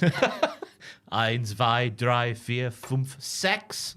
That was 10 1, minutes ago 2, you 3, started 4, that. 5. The- It takes the same time, Pat, actually. Get his ass. After the match, ooh, Jackie, you look nice. Is it the ring? I don't know why I did that. Friday night dinner reference there for everybody. Ooh, Jackie. Oh, I get it. Right. Yeah. I thought it was like, ooh, Betty. Before we can get a word out, though, Pete Dunne's music hits and the defeated Kaiser attacks the Lucha Man from the rear. Pete and Ludwig look at each other on the ramp. This was a finger lick short of being written by Andrew Dingle, the saucy little Yorkshire mix. Because the way Ludwig was like, oh, suits you, sir, towards Pete, and Pete was like, Birmingham. Yeah, could they be aligned? Because that's what made, they would look like they were working in cahoots, kind of, then when sort of went, I like the look of you, sir. Yeah, so maybe they could be aligned. I'm comparing that to the League of Nations getting back together, everyone's favourite stable of the mid-10, sorry. Yeah, it would be good if like Ludwig just is all right with Pete Dunne because you just understand what word he's saying with a strong accent. You're such a good listener. That's... But it was a classic matchup. A tale of the oldest time. Ludwig, 6 seconds in the Rumble. Penta, the Iron Man with 42 minutes and 7 seconds. Penta looking mental while asking for more kicks from Ludwig while Ludwig was already kicking him. Come on. And it was all about Ludwig getting over the embarrassment of lasting 6 seconds, which worked because he was on top for a large chunk and looked like a good heel while doing so. But Penta continues to be the cool man who does the good wrestles, and the shot of the commentators in the background of Penta's sacrifice arm pulley thingy-majiggy. That was some good camera work there because they all went, oh, Yeah, I can't believe it. They went, my sacrifice. Yeah, Kaiser, can you believe this is a really good dance partner with most of the wrestlers on the roster? Yeah. He is the Ziggler of the Raw division right now. No problem with it. No, he is doing very well indeed. Because you're not going to put the world title in out like that. He might do eventually. I mean, a man can dream, but yeah, I'm happy for him being in this role because he's like, yeah, have a great match with anybody. Yeah, and he is doing that. And fair play to Pat as well. When Pete cuts off the interview at the end, his music starts. He says that interview got butchered. Because Butch was his name for a period of time. And still is, if you ask the crowds that. Finn Balor is upset with what's going on while he's been away from the wrestling. According to Finn, Dom Mysterio took Balor's tag team title rematch and cost him a tag partner, JD, in the process. Liv Morgan leaps to Dom's defense in pointing out that Adam Pearce was going to F on the JD if they didn't defend those titles. And actually, Lego is called Lego. Sorry. Dom got Finn his EC qualifying match because he is a very nice chicken tender slut. He is a very nice chicken tender slut, yes. Liv is interesting at the moment because there was a period of time after Dom tried to go back to Rhea after the title switch where it looked like Liv was going to rinse Dom of all his manlyhood and make him do things he didn't want to do. Ooh, ooh, ooh. But now it looks like she's just smitten with the mullet once again. He's redeemed himself. He's the He's redeemer. helped to win nearly every match he's had on TV since. So. Aye. So it looks like the dissension is still continuing because Finn was all guns a-blazing because he'd been missing and things had gone wrong. But now Liv and Dom are together and Finn's kind of begrudgingly still there. Yeah, are we building up to Liv versus Finn then? Yeah. Maybe. Do you reckon there'll be a little bit of intergender stuff with the 2K25 stuff, if that has any bearing on anything? Because now in 2K25 you can do intergender wrestling. I was not aware. Do you reckon that'll have an impact on the real life stuff? Yeah, because then Dom will have to choose between his boyfriend or girlfriend. I mean, it's like, oh, come on, man, can all be together? Oh. Issues with Polly, I'll tell you. Charlotte Flair cuts the best babyface promo we've seen since Oh no, who wrote this? There can't be too many times in history that a wrestler's cut a promo about their career potentially ending. A year from hell, breaking them mentally and physically. On the day news of her shoot divorce was revealed, them fighting to get back, and a lot of the fans being the driving force behind their fight to get back in the ring. ... Only to be greeted by a chorus of boos. Charlotte mentioned she doesn't care if you woo her or boo her. We don't get it, apparently. She's going to embrace the boos because she loves us. Rhea Ripley is here, and the pair mentioned their previous wins over the other person. Charlotte is heading to NXT and SmackDown this week because Rhea doesn't inspire her this WrestleMania season. Yeah, that'll get the fans to cheer. Rhea mentions a lack of respect is why she hopes Charlotte picks her. Yes, you don't understand. I know you don't like us. That's why I want you to pick me. Woof. Is all I've got to say about this promo. I didn't even know if I'd wrestle again. Boo. You guys don't get it. That little bit there just showed the heel shining through, which I guess is what she had to do in the moment because the babyface stuff was not working at all. Yeah, like, I never thought I'd wrestle again. I thought it was unbreakable. But after, like, weeks of, hi, I'm Charlotte Flair, and I'm on a boat. I've got money. My dad's a sex pest. Like, they did everything they could to make it clear. All right, she's a heel, but then she had a good reaction in the Rumble when she won. Yeah. Obviously not online, because, well, haters going to hate. And she says, it's all right if you boo me. I'll just embrace the boos, because she loves all of you. And that lasted 3 seconds. So she went, boo me now. I'm the best. Yeah, this is my brutality. Rhea arrives, and, yeah. Charlotte says she was trying to have a moment with Cleveland, but hello, mummy. Yeah. Reese said, you should be cheering. You should be thanking me for helping you this bit. But yeah, please pick me so I can beat the respect into you. Again, sometimes Charlotte just doesn't work in the way that they really want her to. And again, it's not like, I hate you for real or whatever like that. Like that bloody Eye Patch Wolf documentary about Roman Reigns that was very well done, but did get that bit where the fans were hating the person Roman Reigns. I was like, no, that's not true. That was the booking, yeah. Yeah, I'm not booing the real Charlotte Flair. No, wrestling's fake. Calm down, It's Bob. the booking, yeah. Yeah, it's the booking of it's Charlotte Flair who's been on top since Moses was wrestling, and again all those promos. Charlotte, the best of all time. And she got pyro in the Rumble and nobody else in the women's match did. That's that sort of stuff that make you go, why is she getting that? Nobody else is. Boo her! Because, that was a hell of a outing for her there. Next week, she needs to come back with the Roman Reigns line of, I'm not a good guy. I'm not a bad guy. She needs to bring a really cute dog to the ring. And then kick it in the crowd. I am a heel! That's exactly what's going to happen. Damn it, that poor dog. But yeah, it is so funny just that people, again, I'm trying not to think about every single person online because it's just, well, of course, they have different opinions to you. Babies have Wi-Fi now. You don't have to argue with them. But there were people going, I can't believe fans would be this disrespectful. Just this interesting argument that comes up. I'm like, you've paid your money. Yeah. You paid your money. Of course you can cheer or boo you like. And you've got eyes and a memory. Yeah. Yeah. How dare you remember what Charlotte Flair's like? Yeah, she's been a heel for a fair while as well. Well, she was a babyface for a while as well, but I think people more associate the heel side with Charlotte Flair than babyface. I think she can change it round and become a face, sure, but like not after one promo and going, aren't I great? I reckon they might change plans, Because if they were because I think the final three in the Rumble told you that maybe they were expecting Charlotte Flair not to come back as like a wholehearted, full-on babyface, but at least come back presented as a babyface because she was in there with two heels. Then you think she's going to challenge Tiffy, who I think is meant to be a heel, but is very good and very popular. She gets more sort of cheers. Chelsea Green type. A Chelsea Green type. So Charlotte Flair's going to get booed out the building with that one as well. Who is the only person she would get fully booed against? I guess it would be Rhea, potentially. So could they do Charlotte Rhea again? I don't know. Now, I actually don't know what they're going to go with that right now because it's. I still think they'll go with Tiffy, but the reactions are not going to be what they're like wanting. I don't think. I think they'll be expecting it now, but not wanting them. Yeah. Oh well, card subject to change, as they say. Yes. Sami Zayn is interviewed backstage and has CM Punk on his mind. Oh, just like Jack, ahead of their Elimination Chamber qualifying match. Sami immediately gets distracted by Jey Uso off camera and walks off. Poor Jackie. Jey starts to apologise for eliminating Sami from the Rumble, but Big Sam doesn't care. He's happy for his pal. Oh, Karen Cross is here to stir the pot some more. Are you happy about other people's successes? Wow, it's like that bloody Delightful Hudson video we saw. Sami understandably can't be arsed with Cross and pies him off. Cross says he isn't a problem now for Sami, but he could be. Where were you at the Rumble, mate? Shut up. Exactly. He was just doing the same thing he's had to go at Sami Zayn for, just watching from behind the curtain going, man, look at what I did, which was nothing. So yeah, Sami Zayn was very happy for Jey Uso. He was disappointed in his own performance at the Rumble because he had been on a roll, he said, before the Rumble event itself. Jey then says he wasn't aiming for Sami. Go back and watch it. He wasn't. And that's how, because he gets eliminated by a big boot. I'm getting emotional again, or am I burping? One of the two. But yeah, it was nice to see Sami and Jey just go back to being pals. It's nice, isn't it? Like, okay, I didn't win, but I'm glad you won. You're Like my mate. adults. Like normal adult human beings or normal adult emotions. I understand the concept of the match. I'm not going to get too butthurt by my elimination. And then I don't understand what we're doing with Cross. It just feels like when someone's there, he just walks into the shot and go, I'll get involved now, when the person hasn't referenced them once.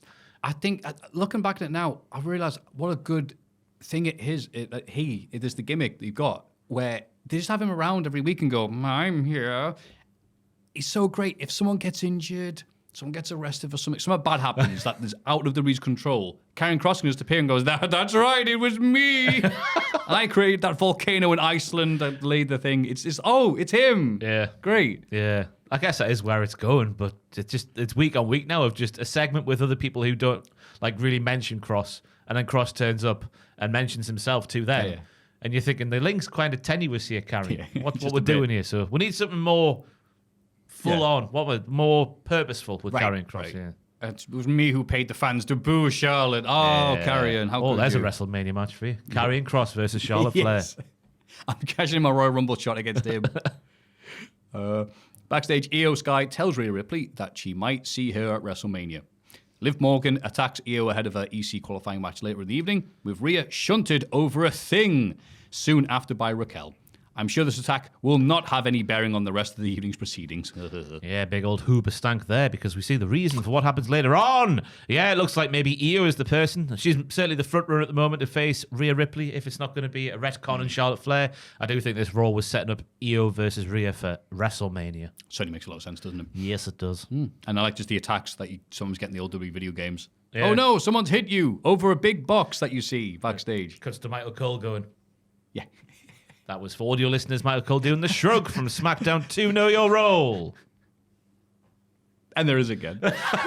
The New Day and their new theme defeat the team of Ray and Dragon Lee, thanks in part to Cleveland's own Logan Paul, in a match that went a lovely 8 minutes and 15 seconds. Big E is in Spider-Man as a voice actor, Maffew.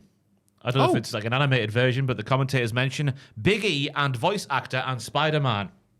I know nothing of this. I assumed you would do. You clearly don't, so I'll move on. No, I've got my notes. You know what? You put voice acting Spider-Man. I realised, what, a game, a film? He's doing something. They mentioned Marvel. Do they do the games as well as the films? They're the owners of it, so they'll give it to somebody else to do. Right. But I couldn't for life tell you who it was that was doing Spider-Man right now. So I'll move on. It's he's in the show called Your Friendly Neighborhood Spider-Man. It's a Spider-Man show on Disney Plus. What does he do? Oh, apparently it's a new Disney Plus thing or something. Whatever. I've avoided all this. I don't know who he plays. Mr. The Thingy Jameson. Surely. Oh, that makes sense. No. Biggie playing him. Even I know that would be miscasting. I don't know all. He doesn't. Cool. Yeah. And none of the commentators, I think that's why they said, look, he's doing voice acting. We don't know what he's doing, like. Hopefully it won't be cut out like bloody Seth Rollins in Captain America. Yeah, that was harsh, wasn't it? Oh, delightful. But that is the pitfalls of the movie industry, I guess. Yeah, when we were at Cineworld last night, I was like, oh, do you have any of the cool merch you have for films? And they went, what do you mean? It's like, well, you know, that Dune bucket that was going around, that it looked like something else. And I went, no. And I went, well, you're a liar, because it says here, you can get, it's a red Hulk, but his head comes off, you eat popcorn. And I went, I don't want that. What do you mean it looks like someone else? The Dune 2. Can we see a picture, please, John? I'm struggling here to say this on the podcast. Yeah, you know what? Hey, a Dune pictures speak popcorn bucket. This is like limited edition. This is what you could buy. Oh my god, it looks like a, No. fleshy light. That's Dune 2, the worm. The worm from Dune 2. So Hi, it's me. You know. oh yeah, your hand goes through. It's that the new bit. Puppet Jack if he's on assignment. I could have got one of them. It looks like the head of a Demogorgon, Nice. but on a fleshlight. A flashlight? Why would you need a flashlight on a PG podcast? Oh, God. Oh, lovely. It's good for one thing, not popcorn, says Polygon. What have they written on there then, Joel? Can we have a read of their first paragraph? As a fun puppet. No, I don't think we need to What read is- this. I think- I'm just intrigued how they worded it. No. Before we get started, I don't know. The intention of Dune popcorn is to serve popcorn, and that really funny.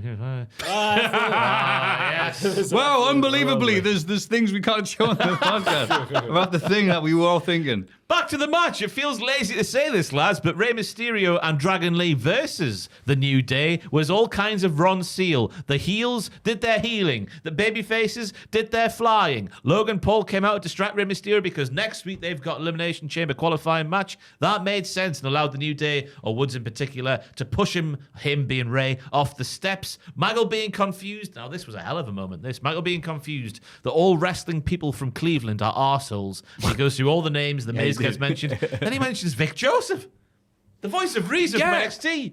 I couldn't believe my ears. Vic Joseph is anything but an arsehole. He's got the patience of a saint. Mate, he's just getting battered at the minute from commentators. He must not be very well liked. Oh, it's all in good fun. Oh, it's just wrestler ribs. Sure it is. Hate to say it again, but Logan Paul, very good on the head. The little pat to the condescending, the little pat on the head to Rey Mysterio, the condescending behaviour, the exaggerated push, the sell back into the chair after Rey pushed him, giving the crowd some stick. He's just very good at what he does, Logan Paul, which is obviously horrible to say because he's a terrible guy. And this all leads to the New Day win off the Trouble in Paradise from a Kofi Kingston foot. It was a good little match, I thought. It was obviously just to set up stuff for next week, but the crowd were into it. And yeah, I don't like Logan Paul, but damn it, I do enjoy hearing people boo him. Yeah. It's nice, especially when he was turning around and going, hey, don't swear. Yeah. And as we mentioned earlier, hopefully New Day having a theme made by not Def Rebel is a sign that maybe more wrestlers will get themes made not by Def Rebel. You know, it wasn't that. Well, now I know that Mega Ran's doing it. I can't say anything negative because he's a good lad. But at the same time, I was so happy with them not having music and boos being their theme. That's such a cool thing. I like the lyrics of the new one, though. I haven't looked at the lyrics. Oh, it's all like related to the New Day. Boo! I like that bit. It was all related to... What were we saying? Sorry, I cut you off. Just like New Day build, New Day heel turn, New Day minus Big E. It's not that, but it's that sort of vibe, you know. It's all related to what they've done. The story of the New Day, it works well, as it would do with Mega Ran because he is a lyrical master. Ooh, give him a plaster. That was my line from Shibuya 1, yeah. Oh, yeah? Oh, I brought the house down, Maffew. I'm sure I've told this on the podcast before, but we're playing Shibuya. Yeah, Shibuya, roll call. And I was like, my name is Ross. Yeah, and that's my... Oh, whatever. But the final two lines was, I'm a local master. Then I whapped out a plaster and pulled it off my arm and was like, ooh, I need a plaster. And then I went, whoa! He's a prop comic!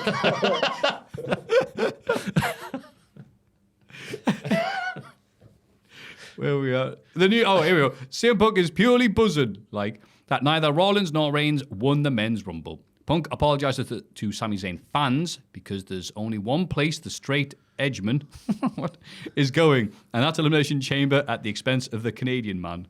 Yeah, this is all about Rollins setting up the WrestleMania triple threat that's been highly reported this week between himself, Roman, and Rollins. And Hogan. Oh, sorry. The first thing he mentions is the silver lining. The fact he didn't win the Rumble is the fact that Roman and Rollins didn't either.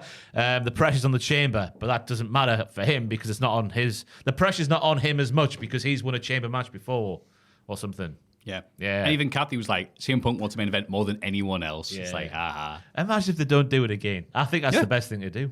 Do it until it's his final one. And he can't have any more. Till he's 90. Till he's 95. And just before that, I think I missed off my notes. Michael Cole saying Reigns is going to be out for bare time. Oh, Mentions yes. Larry Heck, the trainer, has texted Maggle with no official update. Larry's only allowed to say what Roman wants them to say, but he's out for the foreseeable. Yeah, it's interesting. a new character has joined this. Larry Heck. Larry Heck. Love his chicken sausages. I do. God, they're great, aren't they? Oh, yes, delightful. I had one of the chicken burger patties the other day. It's It's a chicken sausage, but in burger patty form. I had one of them. Great. I didn't think it was nice as the sausage, but... Would agree. Those Heck sausages, man. Oh. Sorry. Do you like a hex sausage there, John? I don't mind a hex sausage. Yes. Are they gluten free? Is that? I think so. They're not vegan, are they?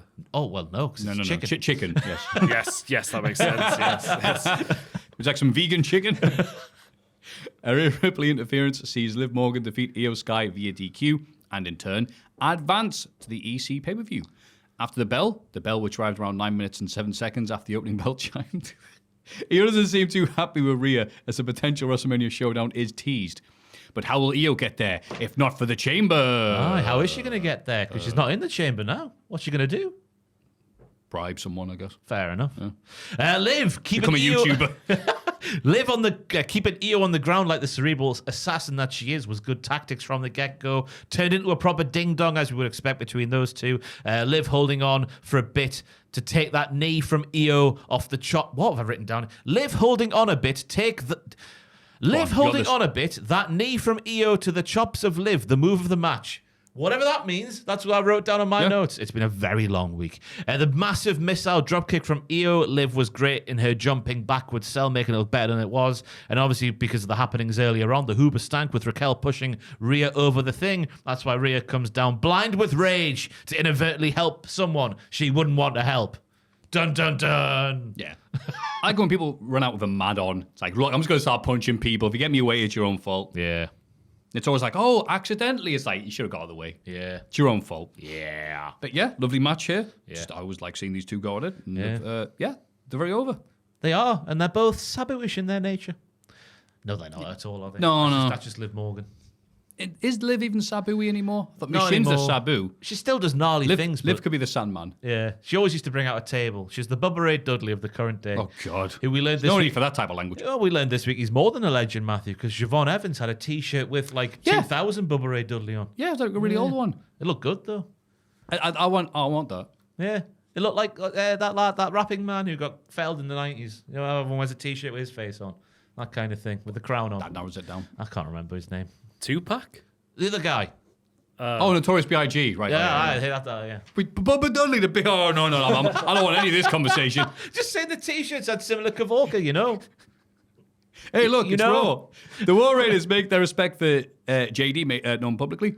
Chad Gable and American Maid are on the scene to make the challenge for the tag team titles on behalf of the Creeds. Chad then makes it known to his subordinates that he's going to be gone for a while as he tries to conquer the dark arts of Lucha Libre. When he comes back, he wants to see the Creeds and Ivy Nile wearing tag team and IC title gold, respectively. Respectively. He puts on his shades and walks off. I'll be back, he says. I don't know what he's referencing there, but it was a good line to say all the same. Yeah, who knows? It's the dark arts of Lucha Libre, which people have latched onto. Could this be the debut or the route to the debut for a certain Aleister Black, who has that kind of style about him? Kind of. People are grasping at straws. Yeah, I was going to say, whoa, I don't agree with that. Yeah. Who is the darkest of the Lucha Libre men? I think you look into the dark aspect of it. dark arts, Because I like that he's calling it that because he's not good at it. Yeah, It's he like, can't the deal with it. evil, rotten, smelly Lucha Libre. I Yeah. think that's the point. But Big fan of the Creeds versus the Raiders being set up here potentially. That'll be a thigh-slapping affair, so it will. Absolutely. Big fan of Chad Gable obviously bringing something like a modern-day Sammy Wow Wow with JD McDidge. You interested, like JD McDidge. The way he says it, very Jack Black of him. That's why you typed it like that. I just thought you couldn't be arsed saying his name. It's like, bloody hell, mate. Say it, no. Yeah, but oh God, JD being put over again. I just went gay D there. Did you hear that? That was good, really good. I shouldn't have referenced it, but I did. We're live, pal. JD getting more respect put on his name after his happenings last week. I don't think he's gay.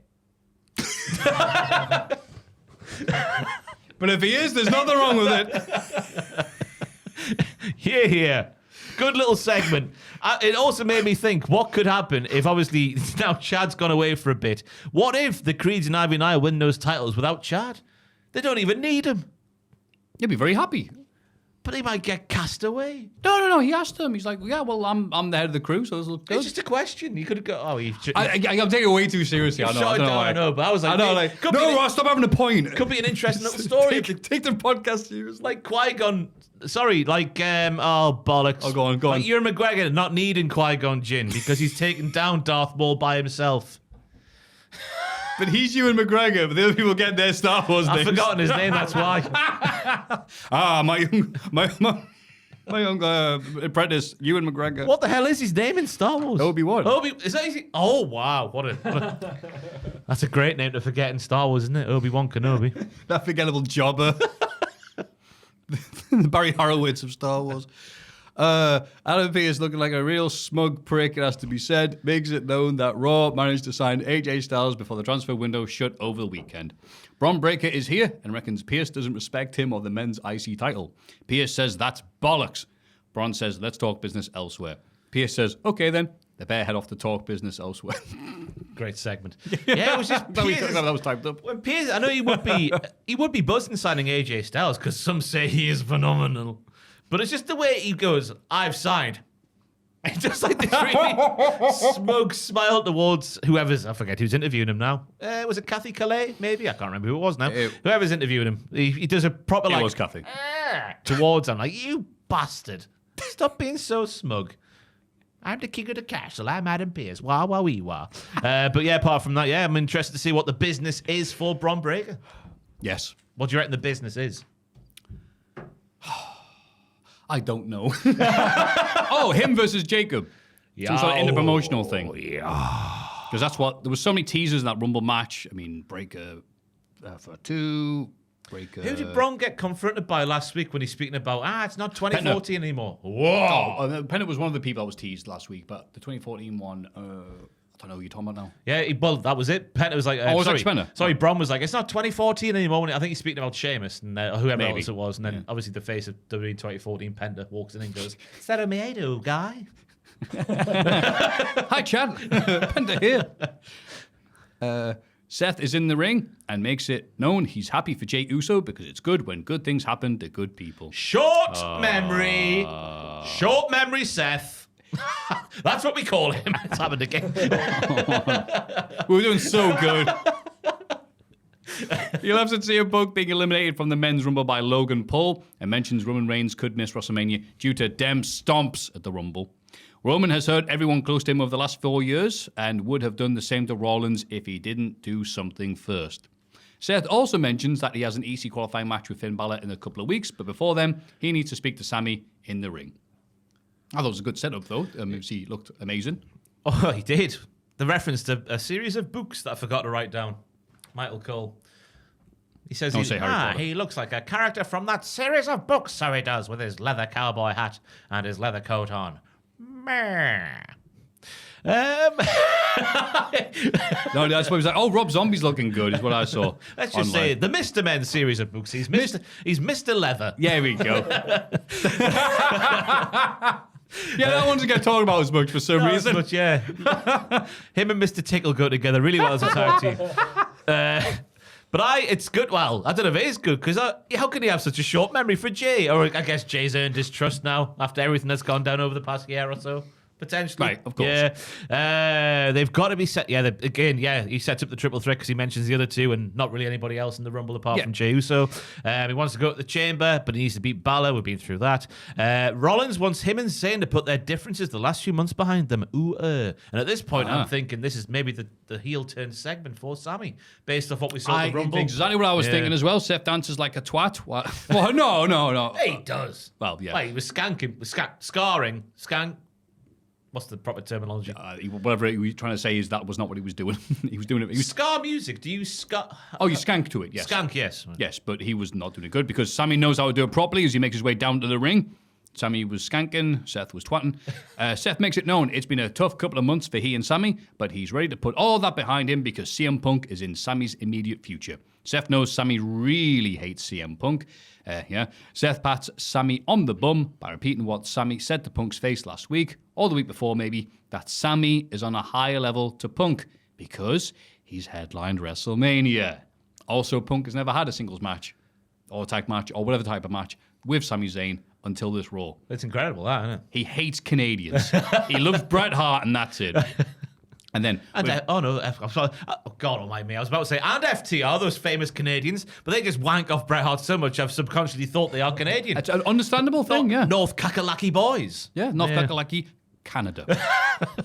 13,322 watch 9 minutes and 41 seconds of scintillating action, which means a total of 26,644 eyes.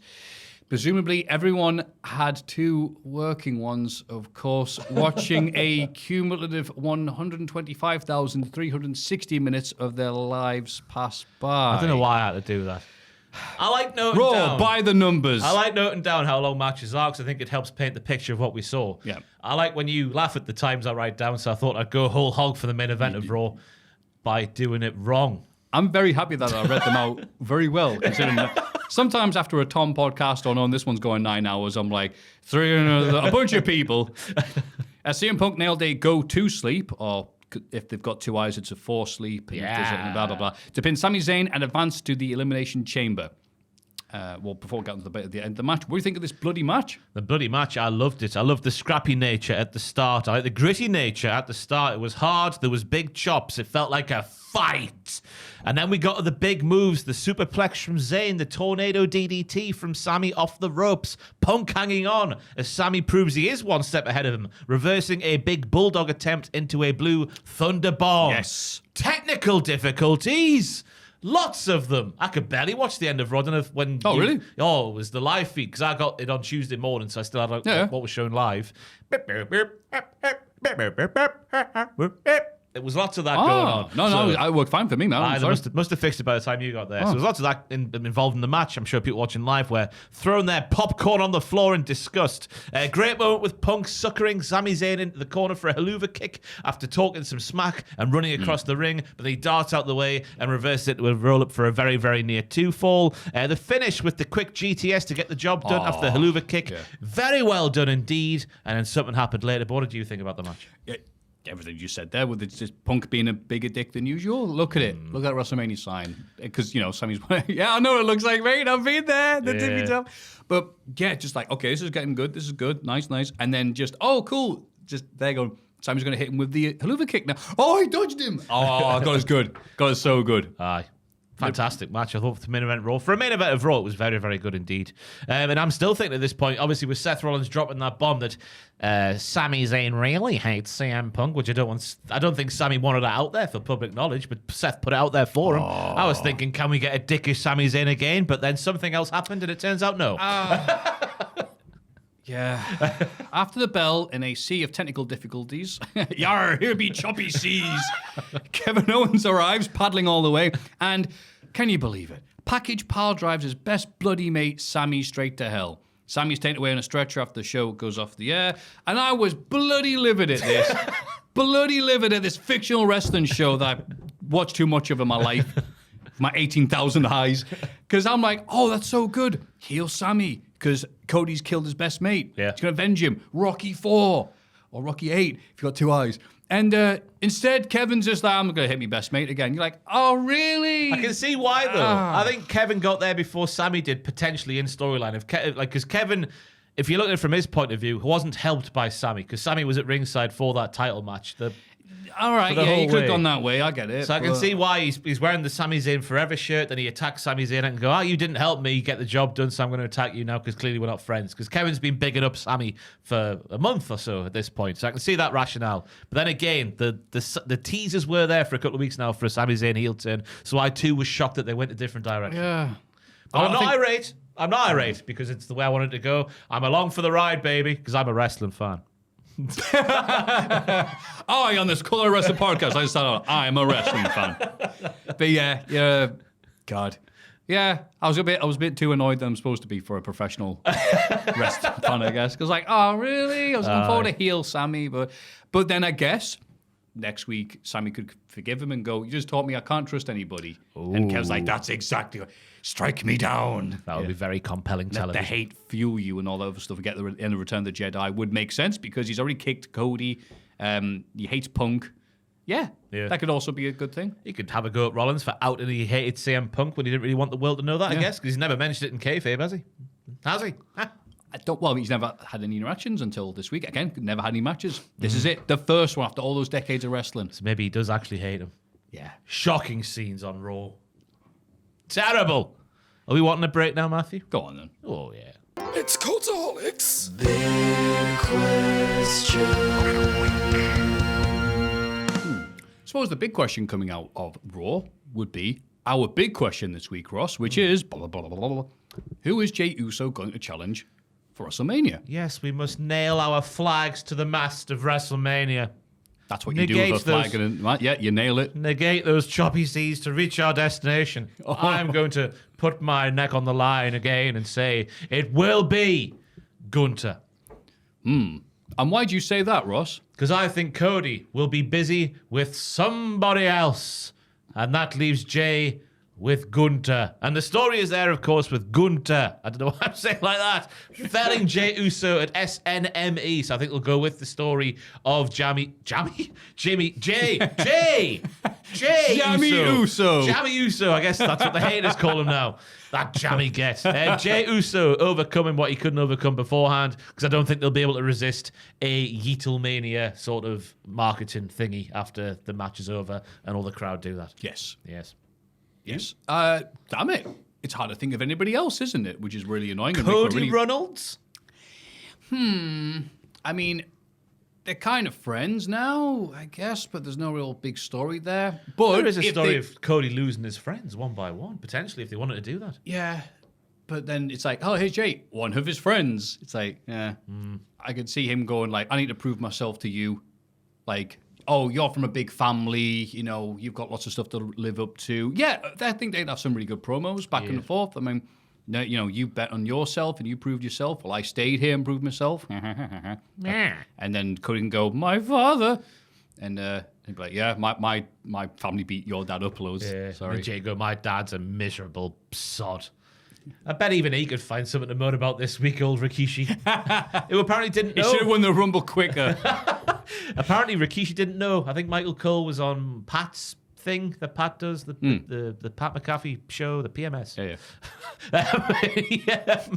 I'm sure that's the hashtag. That's probably is, isn't it? Yeah. Well, of course they were telling me I think you saved yourself. I think you're fine. he would bloody well go and tell everybody if they told Rikishi. So, Alex, I think Michael Cole saw Big Quiche, and Big Quiche was a bit emotional. oh, That emotional quiche. we know he's emotional. Whatever. See, that's why they had Jey Uso win because Rikishi would shut up. Maybe. Moan about that now, will you? You'll find something. But yeah, outside of that, I don't see him going to NXT. Why would you? You're gonna lose, aren't you? Exactly right. He could probably get a free shot at Nakamura anytime he likes. Nakamura would just be happy for the attention. So yeah, those are the two that would make the most sense. And by two, I mean your pick. But we have to have a question, don't Oh we? yeah, Joel, nail your flag to the mast. I think he'll face Gunther. But I think there is more story there for Cody. Yes, I think that it'd be interesting if they went down that route. and he I is going to suppose- SmackDown tonight. Yeah, I suppose if he faces Gunther or Cody, who will face the other one? Do we have That's any it. I don't early see says anybody for that? else challenging Gunther. Carrying cross. Yeah.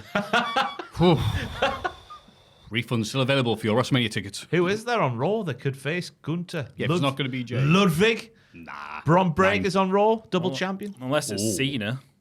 Oh. Ooh. Big match. John wins the chamber. Oh, and Cena versus Gunther. Goldberg. Shut up. Haven't mentioned him yet. Retirement It's not matches. happening. If it's going to happen to be a Saudi show, and that's it. No one will just pretend You it know doesn't for a happen. fact Bill is pushing for a Mania retirement match. Yeah, Saudi mania, that is. The Saudis love that big idiot. Didn't you say, Ross, last week that you thought one of Seth, Punk, or Reigns will have a title before me? Yeah. So So might I was- not even beat Gunther as Yeah, the champ. even they could do. Maybe one of them could win that triple threat on night 1 and win the title on night 2. Woo! That noise means we don't know what to say. Very true. Yeah. That was the big question, but the even bigger question is, how are we going to be able to watch NXT this week without crying, thinking about Delightful Hudson? Yeah. So we'll do our best. A 619, a springboard crossbody, a malfunction at the junction between JC Jane and Jasmine Nix and the GVB is enough for Big Steve to get a win over JJ in a match that went 38 seconds short of 12 minutes. Did I write down GVB? JVB. JVB. I've written down the wrong thing. It's SVB. Yeah, I was like, JCB got the job done for Sandy McCool. with the PVC. These two look like a tag team for me with their black hair and their green and black attires, but they're not. They're foes, my goodness me. And they're wearing green because they don't like Chelsea green. Thank Yeah. you, Joe Tessitore. Cheers, Joe. Booker, thank goodness me, has turned down the move, which is now officially called the So, yes. He said that's what it's called. Apparently, that's as many as it need. As it need, not asses. Whatever. He's toned it down. Good news. Really good competitive match, which is as much of a compliment as you can give JJ, because Steve is one of the best in the world right now for my money. She's like Takeshita, but from Chile. And yeah, the SVB is the name of the neck break she does at the end. That's good stuff. Yes, it is the SBB. Well done. No. Yeah, Jason looked I have good. written down SVB, you son of a gun. Yeah. What did I say?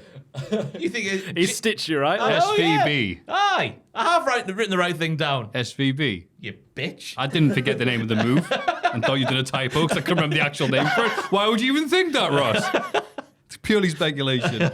Of course I love NXT and make notes of all the moves. Yeah, she won. Yeah, she did. She looked good, and Vicker obviously got the expected win. But yeah, as you said there, the idea was that JC could hang out with Vicker and look good. And that was the things that I had. I was also tickled pink by the chemistry that Booker, Corey, and Vic now have, which is Booker and Corey teaming up on Vic. Handicap match every night. Naughty camera people head into the women's locker room with a camera. Luckily, everyone inside is dressed. Phew. Zarya and Sol Ruka approach the Meta 2, with Zarya gloating about the Meta Lasses loss. Meta losses to Banker and Naomi last week, and how Lash didn't do very well in the Rumble at the weekend either. Tatum, Gigi, and Shotzi, the Goths, walk into shot and try to be the voice of reason, but Zarya stands by the poo that she be stirring, while her partner, Sol Ruka, looks bare orcs. She does look bare orcs. Sol is now officially in a tag team with Zara, it looks like, but it doesn't like the most harmonious of pairs. Oh, my God. I was thinking harmonious. I started saying humorous, and then I changed it to say harmonious. That's what's happened there. I sounded a bit like Richard Nixon there. Well, that's why I got to do an impression of Nixon. Up the Nixon. I love NXT.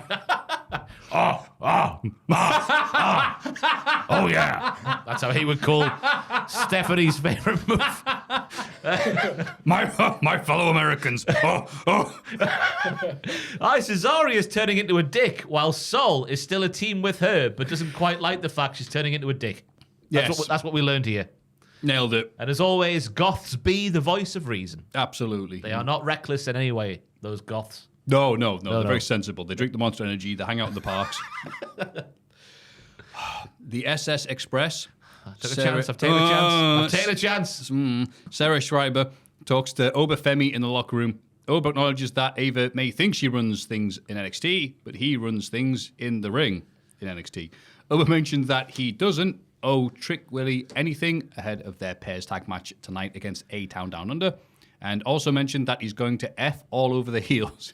Yes, he just yelled it. He did, yeah. Aye, so yeah. I don't know what else we say about that promo, because that's all he said. He's not going to be, well, I think he's just going to wrestle the match later on, I think is what he's saying. He's not really asked about being a good tag team partner with the guy who's chasing his title. Yeah, exactly. That is what he said and did. Lexus King is a registered Lex offender once more. This was very confusing, by the way. If you actually follow NXT every week or just listen to us talk twaddle, this was a bit of a, hang on. He's in the ring proclaiming that he is now the son of a psycho and he bloody well loves it. He also claims he will change how Heritage Cup matches are contested. So no rounds formula, no cornermen, just one fall to a finish. A bastion of the world of sports style appears to defend the honour of rounds-based wrestling. That's right, it's England's very own Fandango. Or JDC of the system in TNA Wrestling, as they call him, but he comes out the Fandango theme in Titantron as the crowd loves singing and dancing that song. The pair trade barbs about playing dress-up with Tyler Breeze and spraying hair into different parts of their faces. Since there's a bit of a partnership going on between NXT and TNA, JDC is here to announce, that's also the name of the finishing move from the first match, is here to announce that Ava has booked a HC match, Heritage Cup, bloody hell, match between, it could be hardcore, I got very confused there, I do apologise, between LK and JDC for NW next week. Oh, Sorry, yeah. I'll try to whistle yeah. So yeah, Lexus King has gone past full diddler. There's like a huge new level. He's worse than Chris Benoit because he wants to make the Heritage Cup matches not rounds based anymore, no cornermen, not what makes them special. He wants to make them a normal singles match, which is what we saw a few weeks ago when Ava was like, one fall to a finish. Bollocks! Because that's how he won the title. Oh, you know what? I've just got that little bit of continuity there. That's the one bit I'll go. But wait, hang on. He's a proper heel again. Yeah. And talk about his dad yet again. Well, I mean, we get that every segment with him, don't we? After months of talking about not being his father's son, it feels like we've missed a chapter or two between what has happened to get the Heritage Cup, where he did cheat and then cheated again. But like, we're not missing a like, yes, I wanted to prove myself to you, Regal, or out like that. It's just he does mention Mr. Regal in his promo. Yeah. So it is kind of there, but it's not as whole hog as you would expect. Yeah. Like, oh, so that was a complete waste of time then? No! Brilliant storytelling. Ah. Great stuff. He's won the title. He got what he wanted. Mr. Regal's still there. He's now full dick. But I really do disagree with the Heritage Cup changing in any form or fashion, which I guess is the point of the segment. I'm furious. It's one of the highlights. It's one of the wins beneath my wings. One of the wins. Oh. A northeasterly breeze. My God, I've lost the will to live here. He calls his fans now intellectuals, which I like. Which is better, of course, than registered Lex offenders, which he had to tell them to stop saying. Which always works if you want fans to stop calling you something. He goes on about his pedigree and whatnot. The blood, the king's blood doesn't run with a normie, he says. We're all normies since we're not the son of a wrestler. Oh. Damn us. And yeah, it was weird to see Fandango appear when that was being like hyped up as like the end of the rounds-based formula and whatnot, but it got a big pop. Great to see him. Makes you think, why wasn't in the Rumble if he was available? Imagine that scene. Fandango. 70,000 people fandangoing. Like the line as well where he says, brother, this is Lexus King 2 Fandango. Brother, this isn't the YMCA. This is NXT because he was dressing up as cowboys and Indians with Tyler Breeze. Ah. You know that song? Yes, it's just the connection, the Fandango YMCA connection. Yeah. That's what they do at the YMCA. Just they do that type of dance. They give you a good meal. Then you do a little bit of a dance. It's a good place to go. It wasn't the best segment in the history of NXT. No. But it went somewhere because it set up a match, which I assume is going to be proper Heritage Cup rules because Lexus is the heel. I mean, no. I think you mean like he's just changed that. I thought the idea was going to be it's going to be those type of matches until they get the cup off him. Does he have the authority to change that? Well, as Obafemi just said, Ava has the power backstage, but in the ring, Obafemi has the power. So it depends on if Obafemi wants it to happen or not. Contracts, though, Maffew. Contracts happen backstage. The contract will read. Oh, that's a pesky thing for like lawyers and whatever. It's an interesting one. I can't wait to see which way it turns. I really do hope the Heritage Cup rules stay, though, because it is brilliant. Yeah. Second only to the Iron Survivor in terms of matches. Maybe third to the Royal Rumble, actually. Maybe fourth to the Elimination Chamber. It's the fourth best one in the wrestling world today. There you go. Aye. We see Tony D act in something on the CW. Wild Cards, it's called. Yes. They mentioned it several times. We gotta get a window for the bounty, huh? You see? Huh? I wonder how he got that role. He looked like Tony D. He sounded like Tony D. He was Tony D, but I assume with a different name. Yep. Tony L. We see Tony D watching himself act in it. The family are proud of their dad, but Stacks can't seem to let the Izzy Dame thing of a few weeks ago go. Stacks claims he's just busting Tony's balls, but Tony doesn't seem so sure. Stacks has got Ridge Holland to worry about, though, and that match is up next. The Grim Reaper for families. He's here. Ridge Holland is with the family. We saw the way Chase U went. We're sat here now the week Duke Hudson got released, or the news of that broke. And he's now mixing it in with another family. So the signs are not good for the family. That's all I'm saying. He's the Karrion Kross of NXT, but not that one.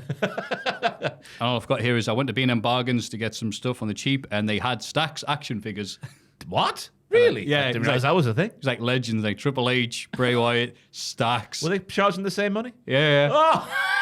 So he stayed there on the shelf. I'm actually the acting general manager of B&M at the moment, and that's my pricing system right there. Forgot about that. Yes, yes. NXT people are on the same level as The Game and whoever else you said there. Of course. Yes. Izzy Dame does it again. She's out there causing distractions, which allows Ridge Holland to pick up the dub against Stacks in about that lasted 3 minutes and 43 seconds. Sean Spears and Sons are watching the match from the crow's nest inside the shed. I like them owning a shop, just all knickknacks and whatnot that you just pick up. Sean Spears and Sons. Go, they sell everything. Right, great shoot attack from Stacks to the rear of Ridge's vessel while the music is still playing and I started the match. Yeah. Stacks had a lot of pep in his step and led the match while Ridge was a good base for him doing his things from here on all the way through the main part of it. That's what I'm supposed to say. Izzy Dame out there helping Tony again by providing a distraction that almost works, but it doesn't work because Ridge's finisher is protected. Yeah, and I was surprised because after he won, they're all like, "Oh, Izzy Dame's in trouble" or whatever. And it's like, wait, she did cause a distraction. It's not her fault that the lad sucks. Can't roll up Ridge. I think I know where they're going with this one, though. Where they're going? I think Izzy Dame's already working for Sean Spears. But the idea was she helped. I Well, she think tried to, but I mean, she's going to split the family apart by continuously getting involved, which allow one of Sean Spears and Sons to get the title away from Tony. but she was trying to help him. I didn't get that. She didn't cause the finish. She says she's trying to help him, but actually what happened was she helped Ridge. Oh, so that was a fake. Yeah. So I reckon okay. she's already working for Sean Spears and Sons and daughter. Ah. Just have to, Oh, there you they'll go. have to rename the shop. Yeah, can rename our man. But I think that's what they're going for, because it's a couple of times now that she's trying to help Tony. It worked the first time, but now she's sort of getting in the way whilst continuously doing it. And then we get another segment later on where I think that's proven even more, because she sets Tony up for danger. Danger. High voltage. When we touch and when we kiss. That's how the lyrics go. That is With very well, yeah. The light up tits and Yes. crotch. I remember those days.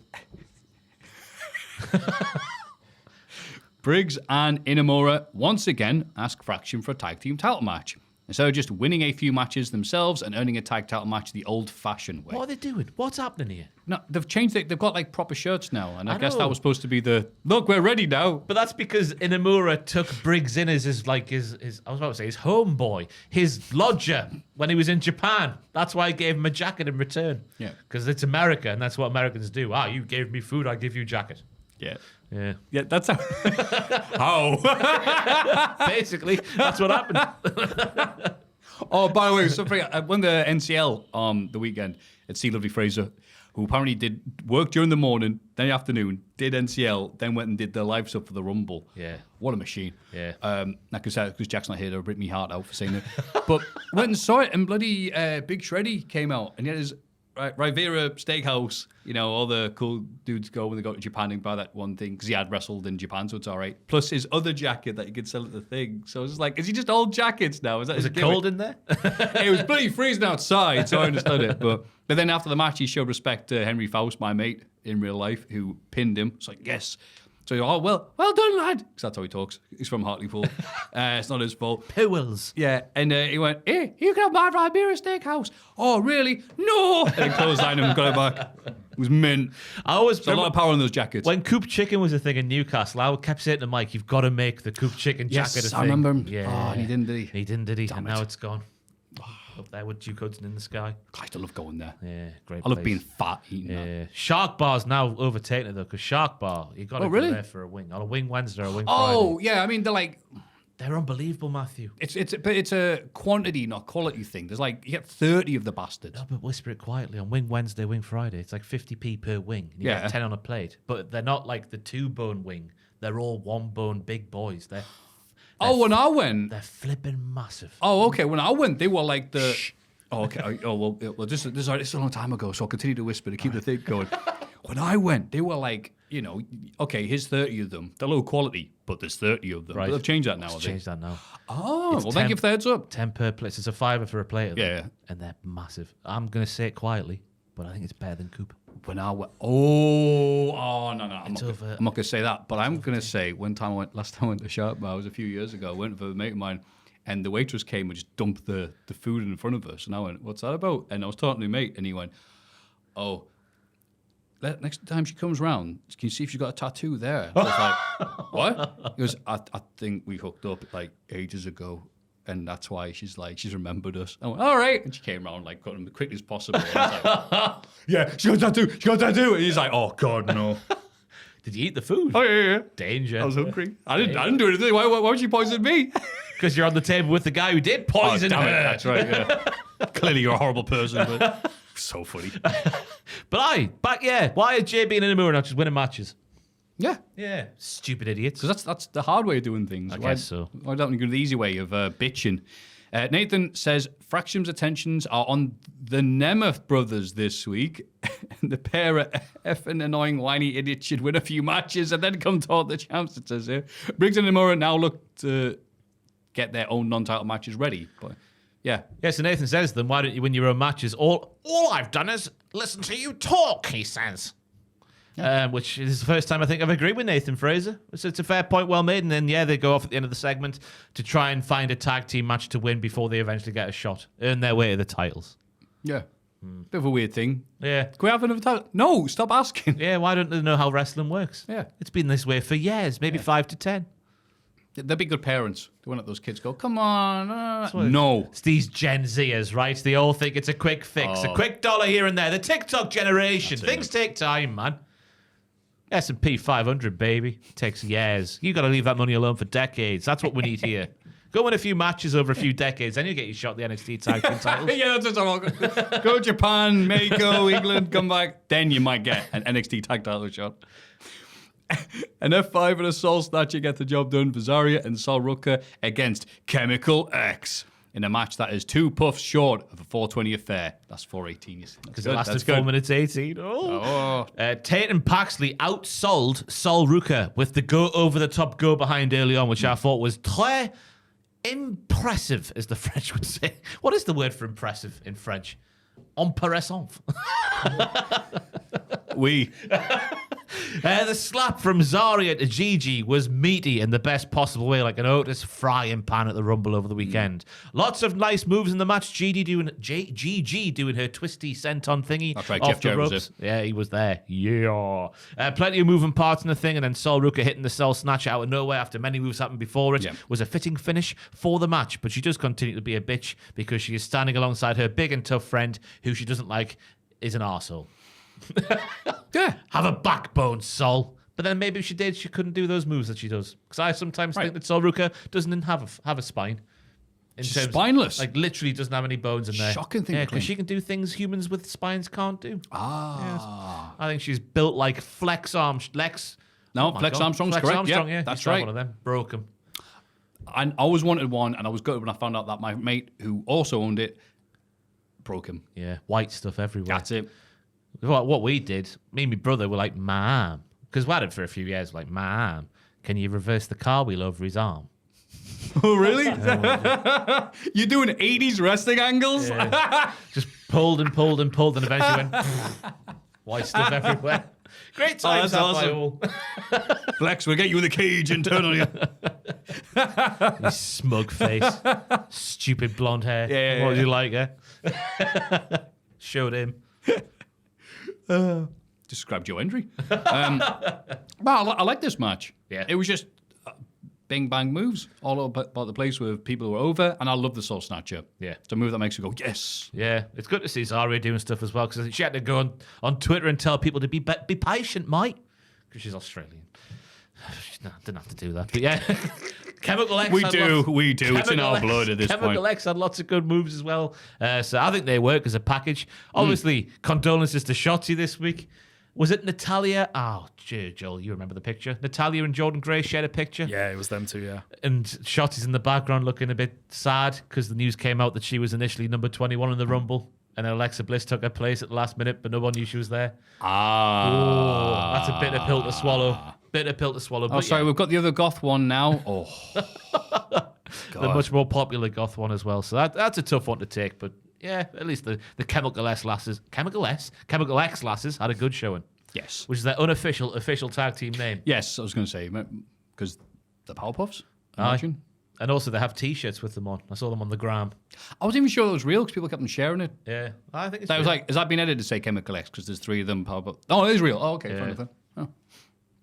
Ooh. Makes you wonder who's who. Who's Bubbles? Bubblegums? I've forgotten the names now. Bubbles, The red one, the green one, and the Yeah. we got the red one's Gigi, the green one's Shotzi, and the blue one I guess is Tatum. Yeah. By process of elimination. Yeah, we'll go with that. Yeah. Who is Mojo Jojo? Vic Joseph. Because no one likes him. Vic Jojo. Yes. Yeah, man. The SS Express is back. I was going to stop doing that. It doesn't sound right. Yeah. Sarah Schreiber asked Tricky Willie if he's spoken over ahead of the pair's tag match against A-Town Down Under later on. Trick says he hasn't, but the pair know what needs to be done. Trick hasn't forgotten the fact that he should be the one with the title shot at Vengeance Day, so now he's going for Theory and Waller's bitch asses. Oh, and Oba has something coming his way too.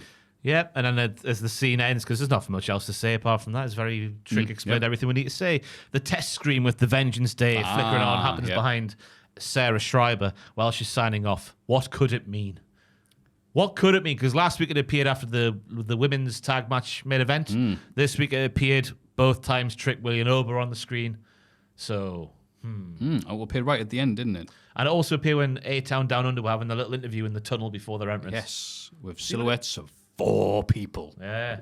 We'll get to the end. We'll talk about that at the end, though, because I've got written down makes sense. who apparently it is. And one of the names, Maffew, will shock you. Oh, no. Classic YouTube.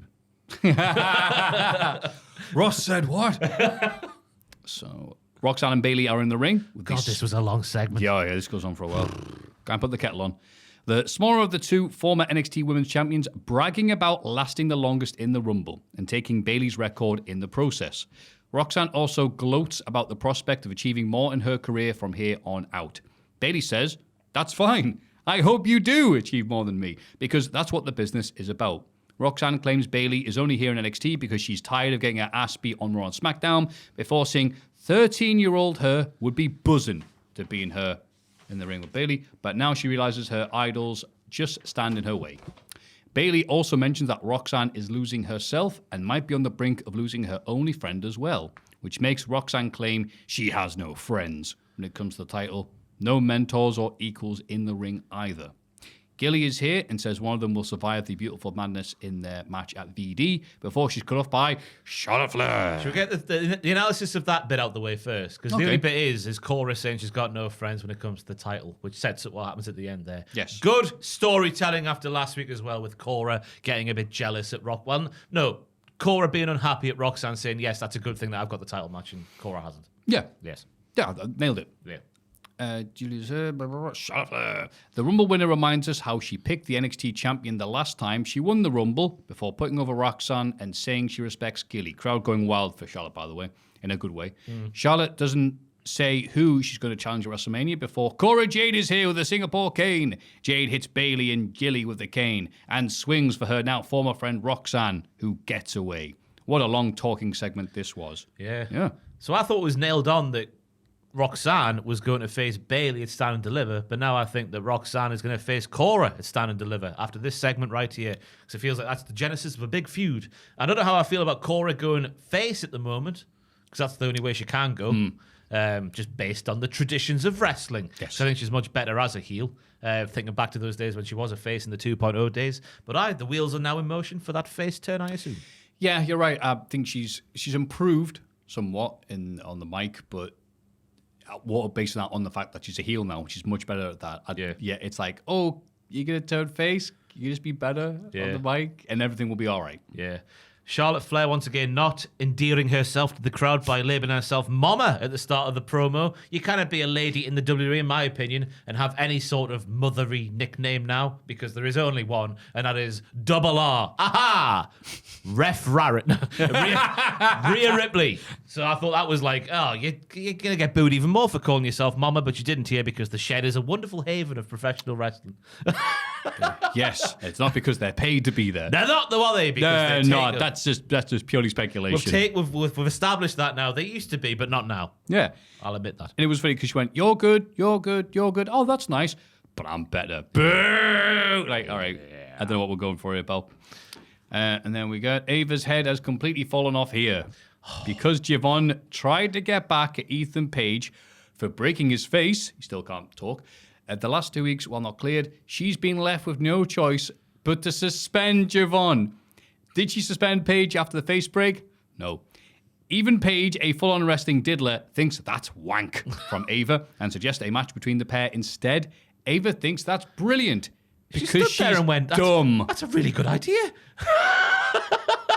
The match will only take place if Javon can get cleared. Well, duh. That's Oh, wrestling. really? Brilliant from Ava. How? Oh. No, you should wrestle half injured. Fantastic. What the hell was this? It feels like the more involved The Rock has gotten in TKO, the worse his daughter has been written. The worst. Oh, his should daughter need to has try been now. written. Yeah. Oh, my dad's back. My dad's Ha-ha. back. He's here. Let's see you find me now. How does this make any sense from start to finish? Why wasn't Paige suspended if you are going to suspend Javon for trying to get back at the guy who literally broke his face just for 2 attacks in 2 weeks? Especially when Oro Mensah, go back to those days, he would attack Ethan Page week on week on week. Yep. Was he suspended either? No, he wasn't. Bollocks. That's all I've got to say. Ava she couldn't be any lower at the moment. Could not be any lower. Your thoughts, Matthew?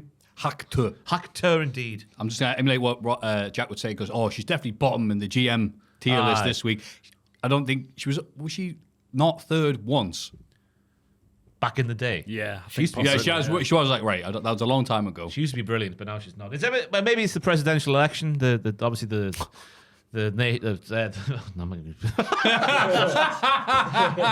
she was so bored. She was so good not to get into office. Ever since then, she's not been the same. But this is just the fact that even the heel was like, "Hang on a second, that's bollocks."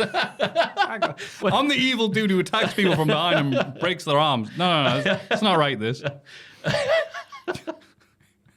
Hey God, how can she get any worse? I don't know. I don't think it's possible. If she's like, Charlotte, I will face you. Like, I don't got a title. No, for the control of NXT. That's a good story. That I'm on board with that one. God. Imagine Mama being the general manager of NXT. Not Mammy, Mama. JB tells Hank and Tank that in Imura, and he wants a tag match with the bodacious belly boys of NXT accept. Then Ridge Holland confronts the family and tells Tony D that if the pair had a singles match with no bollocks, he'd win. Izzy Dame suggests a cage match between the pair so nobody else can get involved as Sean Spears and Sons walk through the background of Shaw.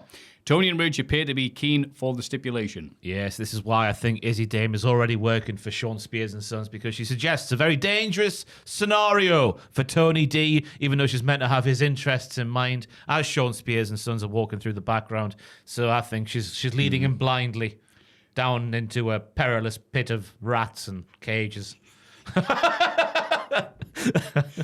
That's a good point, but also that's 2 segments this week that were setting up matches that didn't involve Ava going, yes, I make this match. Well, not official yet. I guess that's what I've got to say. No, we got it on the thing like next week. Oh, right, it is official. I mean, she works quickly, Ava. She's brilliant.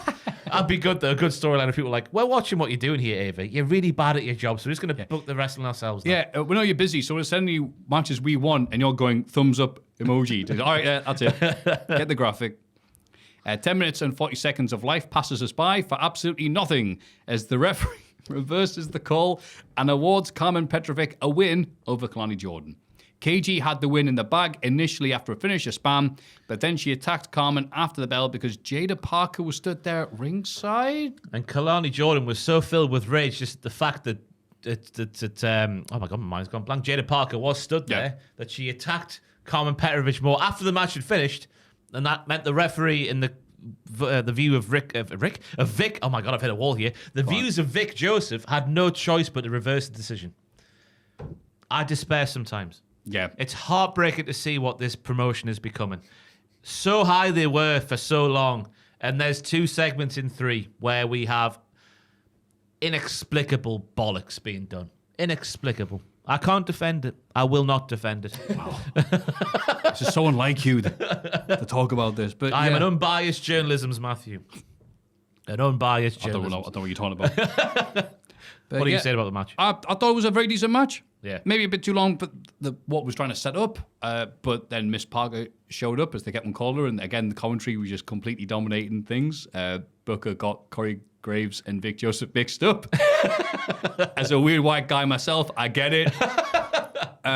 But then, Jada Parker went, Vic went, hello, Miss Parker, how you doing? And Miss Parker went, how you doing, snitch? And Booker went, ah! It is a Snitch Joseph. Snitch Josephs. Yeah. Dying his ass off. Yeah, all that was happening was a very solid match, but then once someone comes out midway through, you're like, oh, all right, let's just, what's going to happen here? So I thought that took away from what they were doing in the ring, which is very solid. And I'm rather entertained by it, but then the sledgehammer plot was applied. Oh no, I have to beat you up because I don't like her. Oh, it's been reversed. You got what they're going for, but it was still a bit crap. Yeah, because I was thinking at the end there, Carmen's no-selling lots of offense here because we see the weird DDT thing that Kalani does that I don't know what it's called, the angle slam with the release, the split-leg moonsault, the one-of-a-kind over and over again, then the hold to finish a match. All those moves were spammed on Carmen Petrovich, and then immediately after the fall, or after the final submission hold, she sits up as if nothing's happened. I was like, what we're doing here? But that's to set up the attack after the bell. Yeah.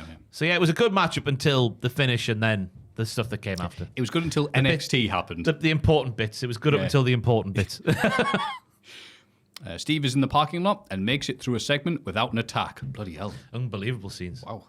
Lola Vice does walk past her, which must mean something, right? She was wearing some shoes, right, that made her sound like a horse.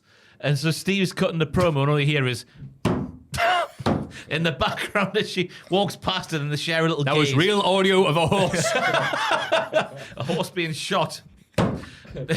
And falling down. But yeah, it was just like, I guess they were going for like a subtle like, oh, look what this could be in the future. But it's just the fact you hear. Oh, more horse noises. Get ready. In the background of shot. Sometimes the storytelling's on point with NXT, and this is one of those examples. Yeah. Steve threatens Fallon Henley ahead of their North American title match at Vengeance Day. JJ and JN can't help Fallon, so Steve will see her in hell. Good promo from Steve in there. That's Stephanie Vercoeur, for those who don't know that we call her Steve. I keep forgetting that might be a thing on the podcast. That just won't stop. So it looks like... you and the horse that rode in on can leave. Bang, bang. It looks like Stephanie Vercoeur is now nailed on to win the North American title because no one can help her. She'll see her in hell. Blah, blah, blah, blah. Yep. Blah, blah, blah. Bailey wants a match with that bitch. Which bitch, says Ava. Whose bitch is these bitch? Cora, says Bailey. That's happening next week. JB and Inamura are on the scene to let the final boss know about the match they've sorted out between them, but they've not been talking to each other, so they've both sorted out their own matches. Chortle, chortle, chortle. Tee-hee-hee. Tale as old as time. Ava brilliantly makes the 2 tag matches JB and Inamura made into a triple threat tag with the winner, blah, blah, blah, blah, blah. Yeah. So they didn't talk. Blah, blah, blah, blah, blah. These tag team partners didn't talk to each other while they were told to go and get 1 tag team match for next week, so they've got 2. But then instead of Ava going, oh, you should probably earn your tag team title shot to go and win 2 matches, she was like, just win 1, you'll be fine. So Fraxium seemed to be on board with that, so it looks like one of the bodacious belly boys, Hank and Tank, the NQCC, and the idiots here will be facing Fraxion for the tag titles. Maybe Vengeance Day potentially. That would make sense. Yeah. I'm just happy that Ava didn't go, well, if you win this match, you'll get 2 title shots. It's the express time with Sarah. Sarah tells A-Town Down Under that Oba is pissed, and they don't seem arsed. They're both focused on becoming NXT champion. Theory doesn't like that Waller said it first, but before he can do anything about it, their music hits for their match against Oba and Trick. This is where we see the test bars in the background Trick. with Vengeance Day flash again. What could it mean? Yeah. Literally, what bar does this mean? The match ends with a wild Eddie Thorpe thwacking Trick in the back with his big strap, which allows Waller to get a stunner in for the 3. After the bell, Thorpe does some more whooping on Trick after Abel walks away. It all looks very sore. Yes, it does. So the dissension's there from the get-go with the baby faces because Oba's entrance cut Trick off before Trick could pose on the ropes, which all wrestlers need to do. Yes. Oba and Trick then have a dick-swinging contest because they don't like each other, but they want to beat down the heels, so they're going to try and up one each other as and when they can. Waller, I thought, is looking more jacked and has chops like Oba, but then Trick, who is always looking jacked, he also has chops like Oba. It was a big chop-off in this match. Then the lads start fighting for what's right. This is the baby faces. Oh, I've written down. Then the lads start fighting for what's right, fighting for their lives. Why do I make that reference in 2025? Trick reversing Waller's rolling stunner into a big blow with Oba gagging for the hot tag. What a hot tag it was with the shoulder barges and some more choppy chops. A double Samoan drop to the heels as well. A catch from Oba on Theory with the pair of them went over the top rope. Wabadoo, he says. And of course, Eddie Thorpe, with, as I said last week, I thought he looked like a priest. That thing on his neck was the big red strap that he used to whip Trick with here. Yes. Yeah, you knew what was going to be happening in this match between, can they coexist, blah, blah, blah. But the action was very solid here. Yeah. And it's actually been a while since I've thought about Waller and Theory doing actual wrestling. Because they haven't done it for a while. Shall I find out for you while you talk some Oh, stuff? they had a SmackDown tag match, didn't they? Against the Machine Guns, I want to say. Potentially. But that was I've got a no few idea. months ago. My memory is like a sieve at the moment. Like a bloody sieve, let me tell you. It's such a big sieve with big holes. Broadcasted shows submit. Submit that to the thing. It was the 10th of January. Motor City Machine Guns defeat A-Town Down Under. It was January. Oh, okay. January, It was not yeah. long ago. The was 10th of January. Then before that was the 27th of... this is just Theory's matches. The 10th of January. This is the last tag team match there. Fair enough. Well, I remembered it. It was only a month ago. But yeah, so it's like, okay, yeah, they're good against this. And it's obviously, who's going to win? And you're like, well, probably none of them. But it's still going to be an entertaining match. It was a new twist on the old, how can they coexist? Well, It wasn't really a new twist. They started off bad, but then realised we need to beat these lads down. So we'll work together until we don't. Yeah. Yeah. Remember that was episode of SmackDown leading up to Unforgiven 2000 where Foley went, all right, look, everyone's fighting and beefing with each other. So everyone's in a tag match tonight. Everyone's teaming up, but you can't attack your partner or you're out the match of the title. It was all right. It was Triple H and Kurt taking on TNA. That's an Albert. And so, like, Albert's just beating up Angle. They come to Triple H going, yeah, get him, Albert. Go on, good stuff. So whenever I see matches like this, that's the first thing I think of. Yeah. But just the show is going off the air, we see another vignette about 4 men appearing at VD. Who are they targeting? Their test screens and stuff have been all over the show. Who? It's Trick or Oba or both, I reckon. That's what, because it was in their segments this week. There was someone on Twitter who was like, this is who it is. And then all the sources online were like, this is who it is. So I assume they must be correct. I've forgotten who it was on Twitter, but they reckon it was Chicken Little. the 4 men apparently in the picture are Saquon Sugars. I'm not aware. Apparently they're all on level up apart from the last one. All Saquon right. Sugars, you remember him? You must make these names up. No, Cutler James, Keanu Carver, and the final one, and I did when you look at the promo. Can you get the picture up, Joel? The picture of the silhouettes. When you look at the guy who's on the far right of shot as you're looking at it, Dion Lennox. Oh. Who did I remember Dion Lennox, the last yeah. time we saw him, the sexy man with glasses. Yeah. The last time we saw them, Joel's Googled NXT figures. Just NXT. Just Vengeance Day silhouettes maybe thrown there as well. But yeah, the guy on the far right does look like he has the profile of one Dion Edwards. The last time we saw him, there you go. He has that. Oh, that's a bad picture. But yeah, the light's moving on the picture obviously because it's a moving shot. But the guy on the far right does look a bit like Dion Edwards. That's just how Nosferatu looks. You can sort of half see, the film, to be honest with sort of see the corner of his glasses there on the far right of shot. But yeah, I've got no idea who the other 3 are. So that's apparently who they are. And last time we did see Dion, he did sort of brush past Trick in a heelish manner after losing a match, didn't he? That was a long time ago. Good memory. Yeah. But yeah, it's, as we've said many, many times, the is barely a main event scene for the men. They need it. NXT because it's all about the women. An injection of poison. Yeah, exactly. No, Ross, stop referencing these arseholes. The match I was mentioning there was on the 21st of January. It's not that long ago, where he lost in 2 minutes and 22 seconds to Wesley. The trick was out there. That's what I remember now, yeah. So, yeah, if they've got like, an invasion, Nexus style angle, whatever, fine. It's what's absolutely needed at the top of the card for the men. Yeah. Yeah. Amen. Amen. AEW Dynamite. Renee Paquette is catching up with Jay White in the car park where they're not attacked. Yes, they are. Jay says there's no history between him and Cope, but despite the fact there is history between him and FTR, he's willing to be nice to them so they can all take down the Death Riders. Okay, makes sense. The Death Riders are here, and White starts a head count, but goes over the number of people in the DRs because rated FTR have followed them, making you wonder how they did not see each other because they're that close together. And the brawl is on. The brawl continues in the ring, where all bombs are being thrown before the scene culminates with Claudio taking a spear-shaped bullet for Moxie from Cope. Cope calls out Mox for a title match. Mox says, no. White calls out Mox and Claudio for a Brisbane brawl in Australia next weekend. Mox doesn't respond, but then Cope's music plays, which I thought was very unfair because Mox is like, no, we're not having that match. We might be having the Jay White one, but we didn't play Jay White's music. We're still shocking scenes there. We're still getting Cope versus Mox at Revolution. 100%. 1,000%. But he said no. That's it's going to happen. Ava will come in and Oh, put the God. match. I thought it was a good start of the show with Marina Shafir dealing with the threat that was Renee Paquette, picking her up like she's a small child and running her away. There was a massive red mark down the back of Pac that looked gnarly while the match, the brawl inside the ring was going on. He got launched into the entrance bit. Oh, it snapped off a bit, didn't Yeah. it? Oh, Because he's massive. he is a big, girthy boy who does business in a Newcastle restaurant. from time That's to what we time. got told. Yeah, it was interesting. Oh, I guess it was mildly interesting. The Claudio took the bullet from Cope intended for Moxley.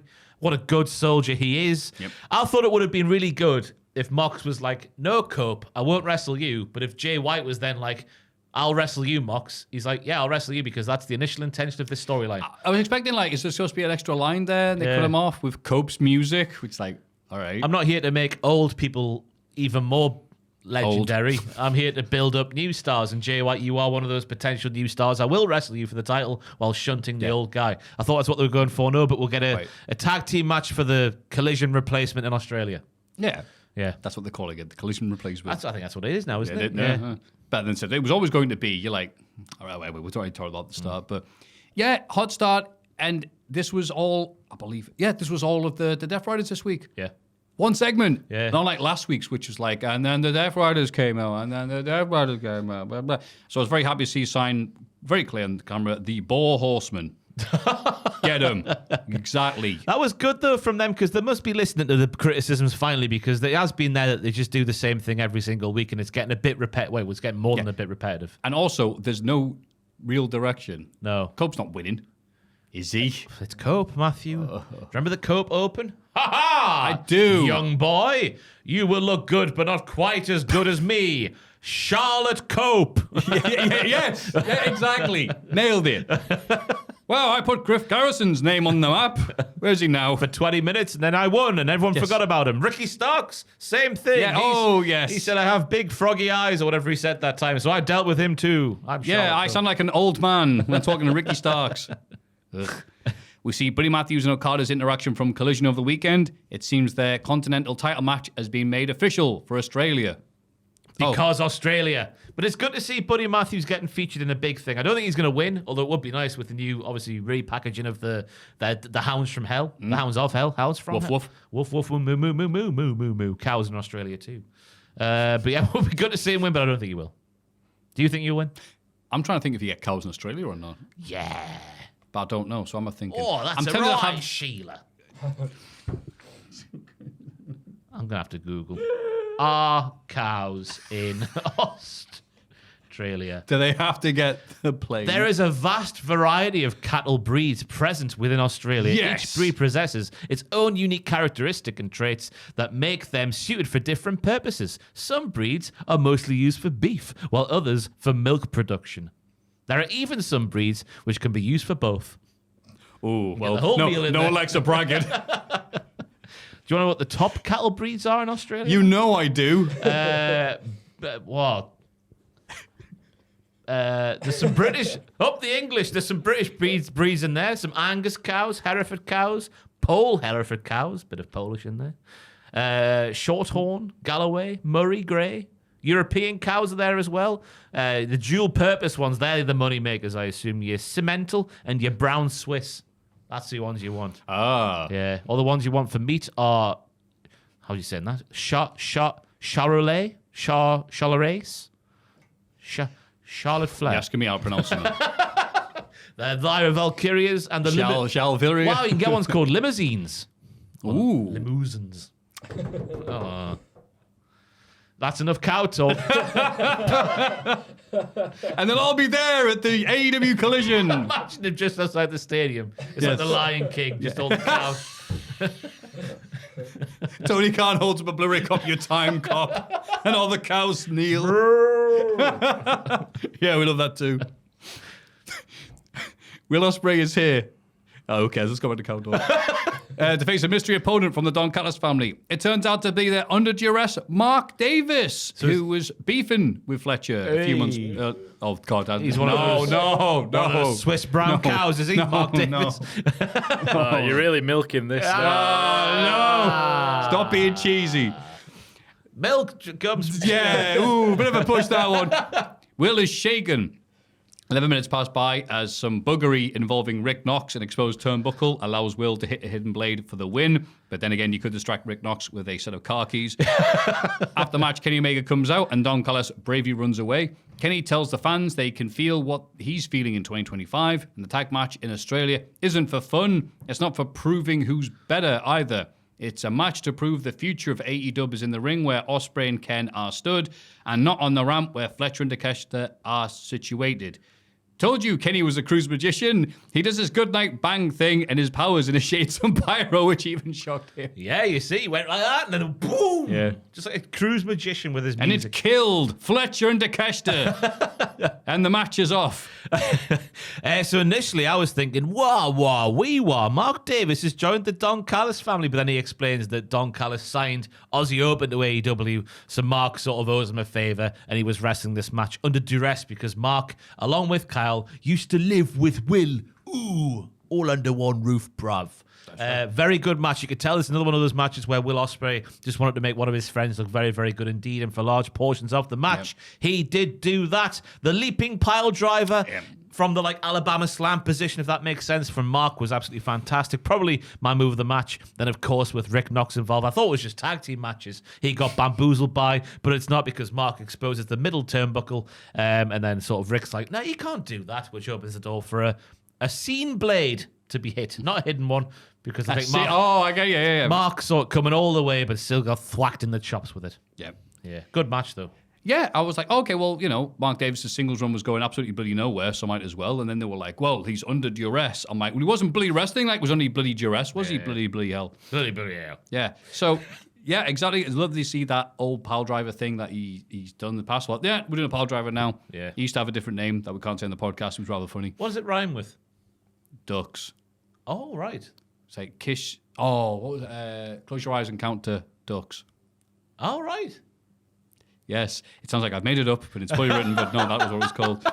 Yeah, so it's like, okay, nice. And, Ospreay Davis is always going to be a good match. So, absolutely fine. And, yeah, cool. Don Callis family versus these two dudes, fine. It is just funny, though, because in wrestling, and this is just for the children out there, whenever they go, well, we're you're the future, and we're going to, whoever's going to be the next person, whoever says this in wrestling, invariably, the people who are saying this, like, you're the future, last longer than the future does. At least in WWE, that's always been the thing. You're the next so-and-so. You're not. Yeah. You'll be out of the company before the person who said this. Do you reckon that little line from Ken there at the end means that the young lads will win, since the future of AEW was kind of on the line, but not really, but kind of? Because he said that. He's like, the future's in the ring, not on the ramp. Yeah. Do you reckon that means they'll get the win and then they'll be able to say, well, the future's here now? I mean, that would make... It's like, he doesn't believe in himself. But I don't want that to happen. I want Takeshi to He's win. been way too nice. You're the future. What, mate? They've tried to hurt you a lot over the years. Get them. Yeah. You and your Street Fighter 3 t-shirt. But if they Suck lose up to in me. straight up fashion, they'll have to acknowledge that they are the future. There's no arguing then if he loses in straight up fashion. You should just be there. Yeah, I know. Yeah, fair And you enough. can punch him in the face. And then you can go do cow talk. We Hurt People. The Hurt Syndicate keep it brief as they're off to the Super Bowl. But let everyone know they will take a title off you if you have one where they want to. Oh, yes. They will take a title off you if you have one when they want to. Thank you. They put over a private party, but mentioned they were the wrong team in the wrong place at the wrong time. We'll see. And if you want a shot at the Hurty Boys, come on down. The Guns are here, and they want to talk business. And that business is, oh my God, I forgot how good your theme song was. Thank you very much. Yeah, but they don't look like business, Matthew, because they've got their shirts off. That's right. And you can't do business with a shirt off. No, you can't. The Guns have been waiting 2 years to get their title rematch, but now they're back. Some back and forth happens before MVP lambasts them for being ass boys, which they love now. They are ass boys. Looks like a tag team title match has been set for next week. Yeah, proudly ass people. Yeah, really funny line. Ass boys, you're goddamn right we are. Yeah. Woo! Yeah. Funny line out of context. We ask people. Yeah. We ask people. So it looks like next week it is the Hurty Boys versus the Ass Boys. Sounds painful. I can't wait. There wasn't much else to say. It's good to see the Ass Boys back, obviously, because they are very, very good. It's interesting as baby faces, see how that one pans out, because they were the best heels. They were very easily hateable. So will they be easily likable? Who knows? It's an interesting thing Without to say. their father. And it is so funny seeing that the business, we're like, okay, are you heel? Are you face? Because they're like, everyone stand up and show your appreciation to us. And people are like, all right. The Chelsea Green effect still in play. It's that. Oh, I don't know why they stuck with me, but Bruce Pritchard going, The Undertaker in 2002 was too cool to hate. In 02? Yeah, well, he's feuding with The Undertaker. Feuding with Hulk Hogan and that era. Old Booger Red. Well, I think it's a bit before Booger Red. But yeah, he's just too cool to hate. That's why he's getting those sort of cheers. That's the same thing for the Hurt Syndicate. They're too cool to hate. He looks so bad. He's coming out there with like his hoodie. And you're like, what are you wearing a hoodie for? You're like 90. Fighting man, that's why. We see footage of Harley Cameron's first televised win in AEW on Collision. Yay. Renee is backstage with Harley and Puppet Monet. Everything's better with puppets. Well, thought that, but you know. Well, he's on a big wank, Been isn't he? signed, yeah. That one. Harley will be in concert on Collision. And there's some Cultaholic Wrestling Podcast Hall of Fame ventriloquism with Puppet Monet. The real Monet is here and says losers don't get to ride the Monet train. Renee wants to know who Monet will face on Australian A, but we don't get an answer, Nay. Monet walks off and Cameron can't contain her rage, Yeah. Great finger action from Harley Cameron, her and Renee are like the modern day Mean Gene and insert name here. There's too many to pick from. Yeah. Very good together, aren't they? The finger action to the end where she's trying to, flip the bird towards Monet. It was a good little segment. Obviously, that's where we're going because Australia and also Harley Cameron is doing very, very good work on whatever show she's on, however she's used. And I think it will be a compelling match. She's not going to win, but I'll enjoy it all the same. Hell yeah. Yeah. I agree with everything just Hope said the there. puppet gets involved somehow. Oh, wouldn't be great. Well, if they play the music and think, oh my God, look, it's Puppet Monet, make it go away. This sounds wank, right? Just throws her up. But there has to be a Throws it bit down where the ramp. has to be a bit where the cameraman or camera operator is on one side of the ring. Yeah. Mercedes and Harley are on the floor on the other side, and Harley uses the puppet Yeah. to beat up Monet, but you can't see her below the ring apron. It needs to happen. It won't happen. If it did, it will look wank, but it'll be funny all the same. Yes, the amazing wank. And again, Monet using that line, are you stupid or are you dumb? Yes. Because you have to think, if you don't, I'm, oh wait, hang on. Oh, you nearly got me there. Yeah, good stuff here. Renee is with Hangman now and asks why he was looking for Swerve last week. Hangman says it was a moment of weakness, a mistake that we won't mention again. Oh, because he was showing emotion, remorse after what happened with Christopher Daniels. Yeah, it is so good here. Renee asks Hangman, did you feel bad for retiring Christopher Daniels? We thought we saw regret on your face. And he goes, no. And crowd laughs. Daniels knew what he was getting into when he signed up for the match. Good point. Max Caster is on the scene and wants Hangman to do something similar to Mr. Ass or Anthony Bowens. Hangman says they're not here, but he could do something with that to Caster, and the chase is on, and he just runs for him. Good use of Max Caster. Having Hangman run after him for a show. Because he says he's going to go to the car. Obviously, he doesn't quite make it to the car before having to go somewhere else later in the show. It's an interesting story because Hangman definitely was feeling remorse after he retired Christopher Daniels. I don't care what he says, Matthew. And I think that remorse bled over. Yeah, I'll tell him. I think that remorse bled over to that segment with Swerve. Well, Swerve's door last week. Yes. Because he was clearly looking for Swerve maybe to go, you know that stuff with the sun and that and the house burning? Yeah. Yeah, I feel a bit bad now. Yeah. I'm feeling feelings. You know, like the Grinch with his heart grows 3 sizes. Yeah, I'm not liking this. Yeah. Can we beat each other up again? That'd be great. Yeah. Or team up. So that's going to be, I think it's going to be another long burn Hangman story where eventually. Long burn. Oh, enough about that house I already. know. I'm Guys. going to let it burn, burn, burn, burn, said that woman with the blonde hair. What's she called? That's from the pop music. Ellie Goulding. That's who I'm thinking of. She had a song called Burn, Burn, Burn, Burn, Burn. But yeah, I think we're on for a long, slow burn story with Hangman eventually finding his heart once again. Yes. I don't know how he'll get there because the Dark Order aren't there to help him now. I guess they are, but they're not. Well, yeah. The Hounds of Hell come up short thanks to the part distraction by Okada's music at a 40-minute, 15-second grapple fest with Fletcher and Takeshita of the Don Callis family. I was interested about the decision here. I don't know why they'd reset the Hounds of Hell. New look, new gimmick. They've got a dog now. Or, as we said last time, because Trevor Dame speculated that they've actually used their magic goth powers to turn Aleister Black into a dog. So he can't tweet or lie to John Ross Sapp. Confuse us all. And the Hounds of Hell did not win here in a match where they've just been brought back. You're like, okay, it was a nice match. Probably getting the action soon. But I'm just like, I don't get that at all. I'm still hopeful, though, because they have won before last night, before Wednesday, they have won 3 in a row. And they only lost because of the distraction by Okada's music. And they did have a lot of good moments in this match. But it's all about that thing. It's that common criticism of AEW. Like, once something like this happens, then the follow-up, it needs to continue longer than just a few weeks. So hopefully it does continue, because obviously they're both fantastic. Brody King's my boy in the wrestling. He's my boy. Lovely spot with the chairs at the start of the match with Brody putting them up against the barricade and doing his crossbody, which lacerated the back armpit area of Kyle Fletcher. Looked gnarly. Looked like that hardcore Holly gash, but smaller.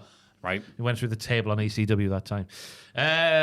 What was saying? Yeah, they just. I guess that is just it. The shoots of hope. Because they did have a lot of good stuff in the match, and it was just the distraction, which we don't know if it was Okada or maybe one of Don Callis' ploys, which got the heels the win on this occasion. Their assisted brainbuster looked exceptional, I thought. It did look bloody lovely, yes. As did Takeshita breaking up a pin with a senton off the top rope while drop kicking the other guy at the same time. Right, with the great camera work. It's like 1, 2, and just Takeshita fell down. Yeah, that's why I called it a grapple fest. 40 minutes of lots of good action, but again, it's going somewhere because Buddy Matthews has got a shot at the Continental title, but I hope it goes back on track rather than just being this happening, the title match happening, then the Hounds of Hell going nowhere after that. Yeah. Yeah. Yeah, exactly. But yeah, very good match for it was, though. So Yes. just trying to over the pudding next time. Huh? And then we got Christian Cage attacking Samoa Joe and Hook following the Big Cop and Little Cop's match with the Patriarchy on Collision. Hook and Joe are in a corridor with the Little Cop saying he isn't sensible when he's mad. Big Cop says he's emotional when someone wraps steel around his head. They go into Patriarchy's locker room, and the Sons are there. Joe and Hook ask for their daddy, but daddy isn't there. Wasn't there to take me to the fair. They can leave a message and come back later, or batter them, which they do. I don't know why they would say that. Christian and Mother Wayne are hiding in a cupboard and act like they're shocked at what's happened after Joe and Hook leave, even though we know what went down. Yeah, really good moment there. Guys, what the hell happened? They're hiding in the cupboard together. Yeah, it was a good little segment. Just waiting for the I've called them Big Cop, Little Cop. Just the big burly boy. Well, one big burly boy and a smaller boy to... I'm losing the will to live here. The big burly boy and the smaller boy to thwack the Sons. Good and proper. Because they did on Collision, but got attacked afterwards. That's right. When you get over there so Joe can then run over Jericho.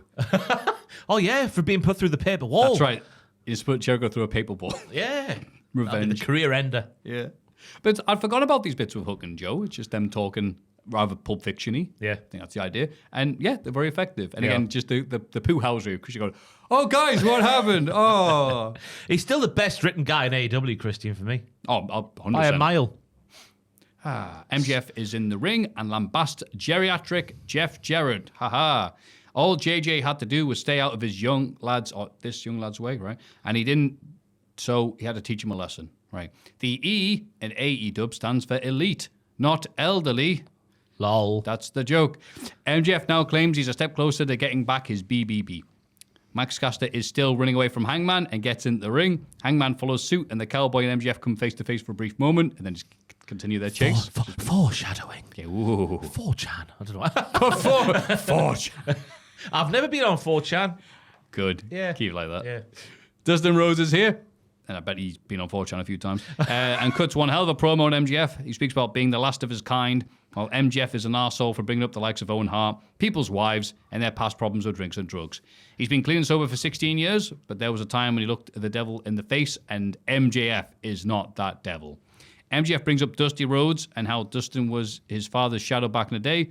But as for today, he's now in the shadow of his widow, baby Boivre. That's how he says it. Dustin attacks MJF and security eventually breaks them up. Christopher Daniels is out there on the ramp with MJF telling him that Hangman did a number on him. Daniels looks pissed. Yeah. Why are you there, Daniels? Yeah, he's lost his office. Maybe he's got his office position back. Maybe that was on Collision. I've got to be honest, I don't watch the full Collision episodes anymore. Why would you? Yeah, I just catch the highlights. Maybe he's got his official position back. Oh, because he's retired now. He's retired now. And Curry Man could be his understudy, I guess. Yeah, well, I think Curryman... He did. He came back this week, or did he retire this week? I think he came back just to retire. Yeah. On the Jericho Cruise. But at the end of that segment made me think that Daniels maybe will wrestle one more time against MJF, as MJF is now having the Jericho feud of 09 against Steamboat and Piper and God, you're Snooker. right. Yeah. Yeah, but now it's Dustin and Daniels and Jarrett. Similar levels. Yeah, But the Dustin's three promo- wise men. Dustin's promo I thought was brilliant because it is just every criticism of MJF that we all have for bringing up that kind of thing. But the way he said it, I mean, it is real life as well with his 16 years of sobriety. That's the right word, isn't it? And I did like, I know people don't like MJF always going for the low-hanging fruit, but I thought it was good after Dustin was like, stop doing that. He just went straight back for it, saying, you're Dusty's son in his shadow, and now you're in the shadow of your widow brother, who I guess doesn't work there. So that he left that promotion to go somewhere else. Oh, God, did you see Britt Baker talking this week? She was like on something and she went, I'm probably not supposed to say this, but MJF got shoot mad that Cody got the tattoo done after their match because he thought it took the attention away from MJF beating him. Oh! And I'm like, How Britt, far- are you just like saying stuff out loud now? Like on a podcast where and it was like a video podcast as well, so you could see her saying it. So like, oh, the dirt sheet said, or wrestling purist said. It was like, no, you're saying this with your mouth, your face. That's interesting. How far? Oh, okay, you're just going all out there now. All right. What was the distance of time between the match and the tattoo? That's I my had no question, idea actually. Yeah, it must have been pretty soon afterwards, maybe the week afterwards. I don't know, but like, Because it did have a lot of attention when it did happen. so I'm not. I mean, I'd say. I don't actually put much thought if it was actually based in reality or not. It's just he's just openly saying like, "Oh yeah, here's some gossip for the company I currently work for." I think she's with done people with I currently work for. She's done for AEW, I think. She's not coming back. Yeah. It feels that way anyway, just based off Yeah. what you read online. And obviously, when you see things like you've just seen there. You're like, yeah, oh. Yeah. What did Well, you know? anyway. Promo? Yeah. Anyway, Well, I can't wait her to be brought up as a punchline in an MJF promo in a few weeks. when he fused with Cole again. Yes. Yeah, oh, good. But I liked him going straight back for the low-hanging fruit, even though it was like talking about Cody, who can't be there to further that bit anymore. I get what you're saying. Yeah. I think I'm just numb to MJF at the minute. Shock humor. Shock can only get you so far, and you're like, all right, cool. How about someone else? Yeah. I'm like, all right, I want Dustin to beat him up, and we move on. That's not going to happen, is it? MJF's hopefully somehow, some way going to pin Dustin Rhodes, who just probably has 3 sets of titles right now, as far as I know. No, we saw some of the Death Riders. They needed 3 men to beat Double J, didn't they? That's right. So Dustin, They you need never know. backup. So, yeah, this was just kind of like, it's an MJF segment.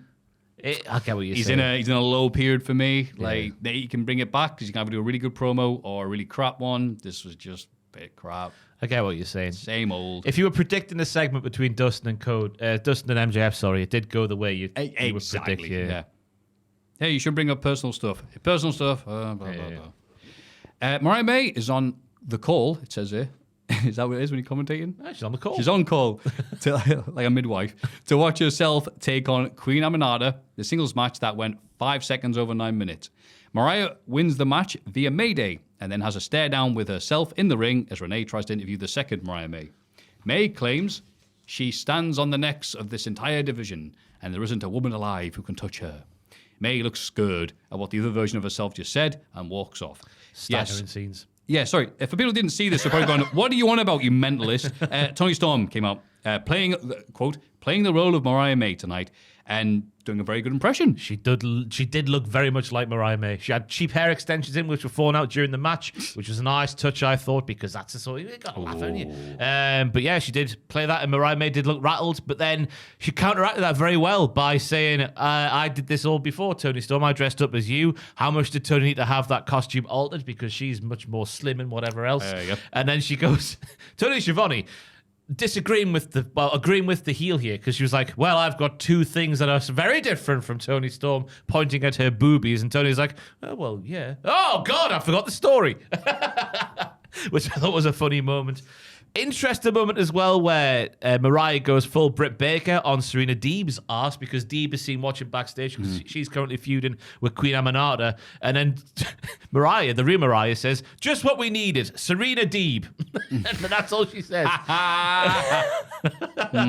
Very interesting scenes. I am glad, though, that Aminata wasn't an afterthought in this match, as you might think someone might be. She got a couple of big, nice topies in there to show how good she is. The low German, the big knee after the shoot slap exchange. She got enough in there not to have the entire thing just pass her by, because I think we're all in agreement that she is a very good professional wrestler. I think she was miscast in this match because, it's Queen Aminata, but like it's not about her. It's about this thing that she was doing, and it didn't need to go 9 minutes. It didn't need to be competitive. It needed to be a quick job in and out, because it's like, all right, you're cool, you've dressed up as her, cool. Now for a proper normal match, you're like, well, you don't need to do that, do you? It is kind of like dragged near the end. I'm like, all right, cool, next. I like that story, though, because she did look like so much like Mariah May. You're starting to think, does she know Mariah May better than Mariah May knows Mariah May? Does she, though, Maffew? It's a serious wrestling analysis question. Yeah. Put my hand on my chin like that and have a good old think about that one. So it's nice. I think it would have been a lot better if they trimmed stuff out of it. But I'm still liking the feud, though. Yeah. It's not getting in the way of things. And I was a big fan of Excalibur. Sorry, Taz was a bit like, you can't talk to our guests like that. And he's like, whoa, Taz, you sound a lot like Nigel McGuinness there. That's a great accent you've got going there. Taz. Because obviously Nigel fancies Mariah, and Taz was sounding similar. Yes. Yes. And Taz gets really upset. It's like, no, I'm married to my wife. Please stop doing that. Dustin is backstage and tells MJF that he's still here. That's good, because he doesn't always watch the show. He lives for blood, sweat, and tears and wants to... That's what he did with his blood at that moment. He did. Wants to whoop MJF's ass come Tuesday in Austin, Texas, because they are doing the event on Tuesday. It's going to be broadcast on Wednesday. Yeah. Come Tuesday. You know Yes. what that means. That was I can tell you that was on purpose. Where was Is that mean he's going to be showing up? Where was Cal Bloom born? Could the hometown hero be showing up in Austin, Texas? Bollocks. He was born in Osseo, Minnesota. That's a Minnesota accent? I guess. He's only 30. Thank God. No way. Yeah, he's only 30. Get the F out. Born on the 30th of June, 1994. That's a typo. I assumed he was older. Oh, no, that's a baby face. That's the recent picture he shared. Look at him. He's ready for action. He's ready for action. I don't know if that's He's ready for retirement. too small. 30? That's way too small. That picture there. Enhance! No. He is ready for action. But yeah, what was interesting. He's like, come Tuesday. It doesn't say come Tuesday. That was just me playing silly buggers. But yeah, it was a good promo once again. And I was intrigued to hear that Dynamite was on Tuesday, because I think that was the first time. It was the first time I heard it being said on the show. So yeah, I mean, that wouldn't affect any people, things if you're watching it. Oh, yeah, the of next. course. Yeah, you're like, I'm like Tuesday, but I guess it is live Tuesday, and tickets are still available. If I was in Austin, oh my God. I do declare, I better get myself a ticket. Go watch Joe Rogan down at the Comedy Mothership, and then go down. And then what are you gonna do, partner? I'm gonna shoot some guns and go watch my AEW. I do declare. Yeehaw! And then go down to the Alamo. Is that near there? And do what? I don't know. Yeah! See Road Dogg and Billy Gunn there for a shoot off, like TNA did back in the day. Oh yeah. The Alamo. Oh God, they did do that, didn't they? Oh no! Why have you brought that back in my head? Because it's great. Oh, that was so bad. VKM, though, was a stable name, wasn't it? Yeah, that was it. Because that's his name. It is. Gillette. The worst a promotion can get. It's time for the first ever live New York Minute. Oh, God. Jericho says hello to ALT. LOL. Because it's ATL. LOL. He got it wrong on purpose. LOL. Oh, it's the Arena of the Rat. Huh? Is that the Arena of the Rat? Yeah, they're in Atlanta. Oh, okay. Oh, because that. Wake up, Maffew. But I don't know. I don't speak American. I Google cows. Before doubling the 100K bounty on 100K, it was like 10K. 100K. Well, with inflation, I guess it went up. On Bandito, if he could do to Brian Keith what Big Bill did to Hobbs in that brawl they had on Collision. Speaking of Hobbs, he's here, and the brawl is on 3-on-1. So I guess Big Bill didn't do anything to Hobbs. So it's easy money for Brian Keefe if you can attack him once, then run away. The Outrunners come out to back up Powerhouse before the former Team Tasman and Bill do dueling choke slams, like a Deliverance, on the ringside area to unassuming security guards. After a commercial break, the brawl is broken up with the heels kicked out of the building because the Outrunners lost to Jericho on Collision. Because that's what should be happening. Yeah. Oh, man alive. They were in line to beat the Bucks at one point. Most popular shirt sellers in the company. The most interesting for me about this segment, apart from learning Bandido's now in AEW and not on bloody Ring of Honor, pissed me off before Christmas. Well, I mean, they did the segments on AEW TV, so I always assumed he was. But obviously, he made his return to Ring of Honor, concussed himself. And they were on Dynamite. Well, why am I even trying to defend this? Yeah, I agree with you. Why didn't they do no that? one watches Ring of Honor, I think. But yeah, it would have been much better on Dynamite. So it's good to hear he's back in there. And then the most interesting thing apart from that is the lad that Hobbs was goozling looked like the evolved version of the Great Utah. I've written down, if Paul London played the role of Bruno. He was a stunningly beautiful man, and I hope he gets signed to a contract by some wrestling promotion in the world, because he had the MJF thick tan job as well, which made it even better. Great guy. Yeah, maybe. Good, well done, Twink. But what did you think about that segment? I don't think anything of Jericho segments anymore, mate. I keep my brain from remembering what I need at the shops. On this week, though, the week of the Jericho Cruise. Was I there? Nah. Henry had to pull out of because they didn't realise they needed a secondary visa for him, so that's why he was in person with Ariel Helwani this week. You need a visa to get on a cruise? He was meant to go straight from the Rumble to the cruise. Yeah. But they didn't realise because they were near the Dominican Republic, I believe, I think is what he said. All right. They needed another visa, but they didn't get if they're crossing over past international water. Right, They okay. didn't get that second visa that he needed, so he couldn't go. Oh, they would have kicked him off the boat? Yeah. Oh, okay, yeah. Well, yeah, you're right then. He shouldn't have gone. I mean, Oh, no, Choppy Waters. That's seen on Netflix. Fair enough. Thank you for filling me in on that information. That's all right. Did you see anything else from the I Jericho saw Cruise? Jericho perform with Harley Cameron, which looked like a hoot. But then I also saw the same stage. I don't know who it was. I don't know. I hope it's not an old-time rock star kind of fella, because it was just this old bloke with a beer gut, and his pants had fallen down. And he got hoisted up at the end of the Bert performance. Kreischer was there. He had like long, straggly hair. Oh. And he was pissed as a fart, and he just got hoisted up when his trousers fell down. He was just on the stage with Jericho in his boxes going, "Hey!" That's all I saw. And I saw obviously Toni Storm doing her stuff with Luther for the first time in a while. Oh, yeah. Will Ospreay was part of MXM for a bit, I think, doing poses and whatnot. Oh, in the okay, ring. yeah. I had a great time. Yeah. But that guy on stage was the... That's all I'll be thinking about. In your main event of the evening, Swerve Strickland loses to that loser, Trevor, in a gnarly affair that went exactly 30 seconds short of 14 minutes. Which means 13 and a half. Great start from Trev with the attack on... to the rear. What? I thought the table moved. Did it? Just a bit. It's okay now. Oh, I'm not aroused. Great start from Trev with the attack to the rear of Swerve during his entrance. I can't talk anymore. The effing powerbomb on top of the barricade I've written here. What a spot that was. I felt that one. Yeah, that was rough-alicious. Swerve feeding off the bald chance in the arena by bitch slapping that scalp and then rubbing his tape over that scalp, which must have hurt because tape is not smooth. That's right. And then Trev is on top for a while. I'm thinking, well, I'm waiting for the comeback here from Swerve. It's all very good action. We're seeing shooting star presses and the like. Yep. But then Trev continues to be on top. And then continues to be on top. And then continues to be on top and gets the big win. Did not expect it. Love to see it, though, because I think Trevor's been doing well more recently than not. Some of the best stuff I've enjoyed of him is just it's being a version of himself. As they say, they're great gimmicks. You're just playing yourself. Yeah. He's a guy who can't cut a promo and honks when he laughs. And he's very bold, as the people keep on reminding him, which I think is a very harsh thing to be chanted at, to be honest with you. But you know what? It's like, oh, go away, you bold bastard. So mean. It was like, yeah, but whatever, shut up. And the crowd was so into him and It's just only making the because noise. he got annoyed that time on Twitter. That's it. As soon as you've shown that you're vulnerable, like Sean Ross Sapp on Twitter telling people, it's like, that's it. The dogs are coming for you. But it was like, it was nearly clean, because obviously landed on his, whatchamacallit, presumably it's not as bald as Ricochet's head. And then the Spirit Gun finishes at 12:30. I've got 30. We got 13:30 here, but whatever. But it's wow, they're pushing someone, and it feels okay. I see some people get annoyed. That's how dare Swerve lose. I was like, Swerve can lose to anybody. Yeah. Swerve can lose to Luther and come back and still be main event. It's all right. He's got all the Kavoka in the world.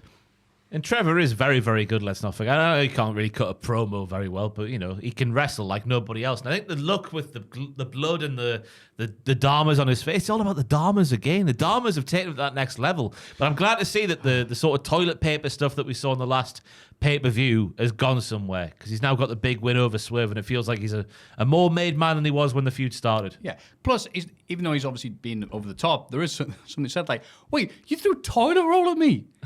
In China, I'm on board, and what, I'm supposed to be a nice guy after that? You're like, it's a fair point, mate. Yeah. But I'm intrigued to see where it's going. I do like the presentation of Trevor. Yeah. The brave and the bold. The American Psycho, Trevor. Yeah. We're being positive about Ricochet. Isn't it great? You got to cut like you see it, don't you? He's doing well at the moment, so we're saying he's doing well. Exactly. Yeah. We are positive. We are. We bloody well are. That was the week in wrestling. You baldy bastard. Let's have a rummage in our mailbags. Mailbug. It is the mailbug. That's what we call it. Hello, gents. Hiya. Former poet laureate here. Oh, sweet. Taking another crack at it. As with... crack addict. Theme of WrestleMania 19. As with the last poem I sent in a few months ago, this one came to me as I was listening to the podcast in the car. Well, okay, I hope you pulled out first, pal. All right, let's try and get this out of the way. I only put this in because you really like them. But now you've gone, we'll get it out of the way. This guy's put lots of work into this because it's long.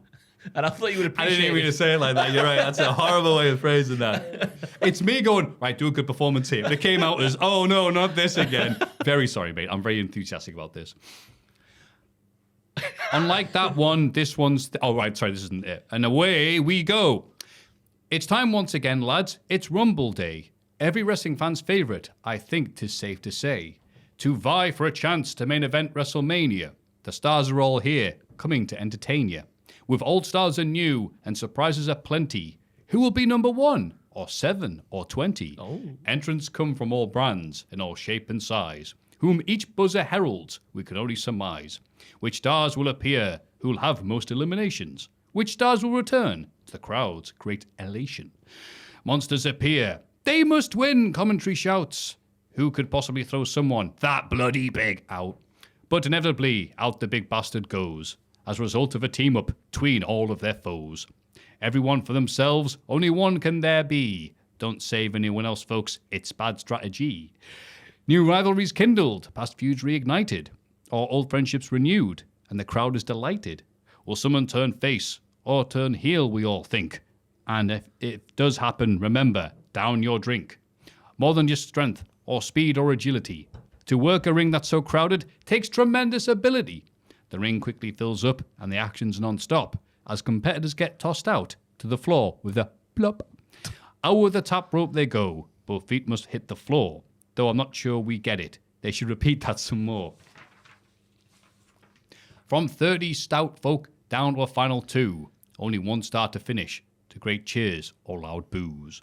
Is that the surprise? The unpredictability? Why does the Rumble cause such excitability? Whatever the reason, in this we have faith. The Rumble's our favourite. Make no mistake. We all love a Rumble. Even crap ones are fine. That's the end of my poem. Points at the sign. Fan bloody tastic, That was mate. a good poem. Keep up the good work, fellas. Up the Wrexham Swans. Up Sunderland. Up the Botchamania. And up the Cultaholic.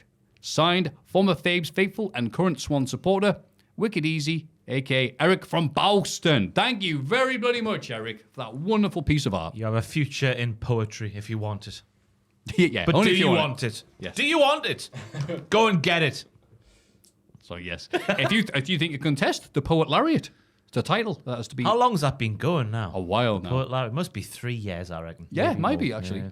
Because I said one time, doesn't it? I was like, Poet Laureate. Oh, that's a good idea, Matthew. And so I said, I'll show you poetry. Yeah, so obviously if you think you can take on Wicked easy, you think he is wicked easy, he wants to be wicked difficult, but no, you can absolutely please send in your own poems. Yes. Unless you passed them, are you, Maffew? That intro there. No. made me think That you just had came out passed them. very badly. Let's get this over with. Oh, God, another bloody poem. I hate these. Sorry, Bal. Diddly hi, diddly ho, lads. Oh, dear. Not the littles. Terrible family. I have previously sent in questions attached to a whimsical story that's mildly related to the subject matter. That doesn't sound like what we do here in the podcast, does it, Ross? This time, I don't have much to say other than recently I found out that Mosley Street in Newcastle was the first street in the UK to have electronically powered street lamps. Woo! Right here in Newcastle, eh? That's right. I've actually been told that before. It's one of those facts that I've forgotten about and go, oh, yeah, I did know that. Aye. Did you know there's a little river under Grey Street that goes all the way from like Monument area right the way down to the Tyne? Did you know that? No. Did you know that High Bridge is actually a fake road and underneath there is another river there used to be a bridge there? Did you know this? No. Oh, well, I read a lot about local history. I find that stuff fascinating me. Yeah. Where you walk oh God. Where you walk today, back in the day, something else happened there. I was about to say. I'm with you. I'm with you, but yeah. Just imagine the plague that was there. Where you walk now. Still there in Biker. Oh. Well, F off. I live there. I have two questions. Firstly, if you do a WrestleMania podcast like you did with the Rumble, will you do a mailbag section for Mania-related questions? Yes. The format. Yes. The format of Monday's podcast will be the format for the post pay-per-view podcast going forward. Lovely. Thank Lovely. you. Hope you all pay attention to that. My other question is, if the UK gets a Rumble and you three are asked to do a special surprise entrant, what song would you want to have as you make your entrance? Ooh, thanks for the laughs, the tears, and still the lack of a member of the podcast going to a Mediterranean country's eating establishment. Look, told ye. I know. Gant the Trying. the Spanish restaurant. Lots of love from Juniper Serra High School wide receiver Isaac Cox. Tee-hee, A.K. Stewart from Bristol. Did you really get got there? But they wrote down tee-hees. I knew it was coming, but I'm like, Isaac. Oh, man. Classic. Oh. So, our theme song, our collective theme song for what? Team Cult? Yeah. Team Podcast? It's maybe the Gillette theme. Oh, yeah, that'll work. Yeah. Because even if they don't know who we are, they'll cheer Gillette. We'll have to pop out the floor like Rey Mysterio used to do in 2002 on the Gillette. Yeah. And then we'll look at the camera and go, boy, that was a close shave, wasn't it? And then we'll get shoe punched in the face. It writes itself. At least Yes. we'll be ready-made for gigging, though. We'll be like the John Moxley of what a promotion we're wrestling in. As we're coming down the ramp, Look how they're sharp bleeding during their entrance. how sharp these razor blades are. Yeah, that'll work. That'll work. think so. Any better suggestions, Joel? I think you've nailed it there. Yeah. Or go again for the kill. Yeah. LaRue. Oh, I pick any songs from the podcast producers. Yeah. Yeah. Hey, Mickey by that woman. Oh, Mickey, you're so fine. Yeah. Who sang that back in the day? I can picture the music video. She had black hair, white background on the screen. Oh, God. Bollocks. Let's just say Christina Aguilera. Yeah. Tony Basil? Tony Basil? Basil. Yo, she's one of the Spice Girls. Oh, it's good. Oh, I think we'll move on. Thank you, Stuart. You get. Howdy, howdy, rowdy diddlers. Howdy diddlers. I've been meaning to send this for a while, but keep forgetting. Silly Billy. Over Christmas, I was talking to my granddad. The topic of wrestling came up, and he was reminiscing on giant haystacks, a.k.a. Loch Ness. My granddad had moved from Ireland to the north of England during the 50s to work on the motorways, and haystacks, being of an Irish background, would drink in the Irish pubs. Granddad told me how his party trick was lifting multiple women on both arms, and also apparently had to take the driver's seat out of his car because he was so large he had to sit in the back to drive it. What? He said he was a lovely bloke and a great laugh to be around. My question is, what are your favourite stories of wrestlers being larger than life or even just a bit odd outside of the ring? Oh, God. Thanks for all the content. Been watching you guys since Name Redacted, and remember clicking into a Steinermania video about 10 years ago and it reigniting my love of wrestling. Oh, really? You got to apologise for that. Reigniting his love of wrestling. Oh. The turmoil you've put him through. Yeah, sorry for the ups and downs. Oh, I'm really happy to hear that people would watch these stupid videos and get into it for that. Oh, thank you for that. All the best, Owen. P.S. Matthew, me and my mates used to play Mr. President, so you aren't crazy addicted. Oh, thank you, Owen, and lots of other people who messaged me on Blue Sky, which is quickly replacing X as a place the same people to hang out, going, yes, we also had that. We also had that, even. So thank you very much. And yes, bouncers hated it. Yes. Thank you. I'll stop bringing it up now. But it also means people listen to the Rumble podcast. Yeah, that's Which a is good good. sign. Very good sign. Good sign. I mean, it's not too hard to listen to. It's literally 2 clicks of a thumb, 2 clicks of a mouse. It's not that much You different. can use other digits, you know? I know, yeah. If God liked Use you. a finger, little finger, big finger, all the fingers. Got 4 fingers to pick from, unless some are missing, like Dan Byrne. Dan Byrne's missing a finger. That's right. Yeah. Which He's hand? missing right hand, 4th finger. Wow. The ring finger on the wrong hand. Yeah. Yeah. Thank you for saying all that stuff, because I've got this thing. Blue Thunderbum says, Maggie, we used to play Mr. President down in Reykjavik about 15 years Bloody ago. hell. It was fun bundling friends into unsuspecting Nordic bars for, quote, safety. Oh, so it wasn't just my dickhead friends going, get down, Mr. President, and rugby tackling lads. It was like, quick, you have to get in the bar, the safety. Like, oh, okay. That's a much nicer way of playing that game. That sounds like a dangerous one, that, like. When you've had a few pints, a bit of rugby tackle too hard. Yeah, I mean, look, it was when you're young and dumb, you can get up afterwards. yeah. Like now, if you did it, like, oh, we've actually killed him. Out for several months then, aren't you? Yeah. In terms of wrestler yeah, okay. stories, the one that just comes to my mind, having forgotten to research this question, was is that just What did you Andre the Giant drinking? My first thought. Yeah, his cans. How many was it? There was always a number, wasn't there? Would you mind googling the background? Oh no! Wait, Hogan recently did a thing where he said the exact number, and it was like it's not humanly possible to open them that quick in the time he said. But obviously, again, it's like fish stories, isn't it? You know, first time you tell the story, the fish was this big about the catch, and the next week it's this big, it's like that. But like Hogan's story about Andre using, because of the small everything's small in Japan, and going to Japan and him squatting over a small Japanese bath and filling it up all the way to the taps, brother, is the one that was coming to mind there. Like, with beer to drink out of, like a trough. no! With giant poo! Andre himself apparently claimed to have drunk 117 beers in one sitting. Do you reckon that's 330 ml cans, or we're going for a pint? Yeah, but hang on. No, gotta be Yeah, the small one. But also, like, wait, Andre said that, but is that what he meant to say? Because his English wasn't that great. Yeah. I will now sell the WWF Tag Team title to Ted DiBiase. He says he gave him the World Heavyweight title. Yeah, every factory about Andre is just mind blowing, isn't it? Yeah. Yeah, that can't be true, but like we all like to think they are. Yeah. Yeah. Was the one like Fun stories. Yeah, was it like some lads are messing with Andre, and he's like, "Rrrr," gets up, and they're like, "Oh, Andre's able to get up after all that alcohol. We thought he sat down for the rest of the evening and got in the car. The car won't start, so Andre apparently just pushed the car over itself." I mean, they're all great. Be like, "Come on now." I can't think of any more off the top of my head. That's just the main one, Andre, in it. Because I can picture obviously that famous shot of him with a can in his hand. Yeah. And the hand being much bigger than the can. Yeah, and obviously he was a lot of pain at the last time of his life because Yeah, obviously yeah. modern medicine hadn't. Well, it wasn't modern, Matthew. That's why it's called modern medicine, you idiot. So yeah, it must have been bloody hell on him. So I imagine he spent a lot of the time drunk as out just to Yeah. get through things. So Yeah, Hogan said that Andre drank 108 beers in 45 minutes. That can't be. yeah, all right, mate. They can already fishy story and turn into completely unbelievable. What's 108 divided by 45, Joel?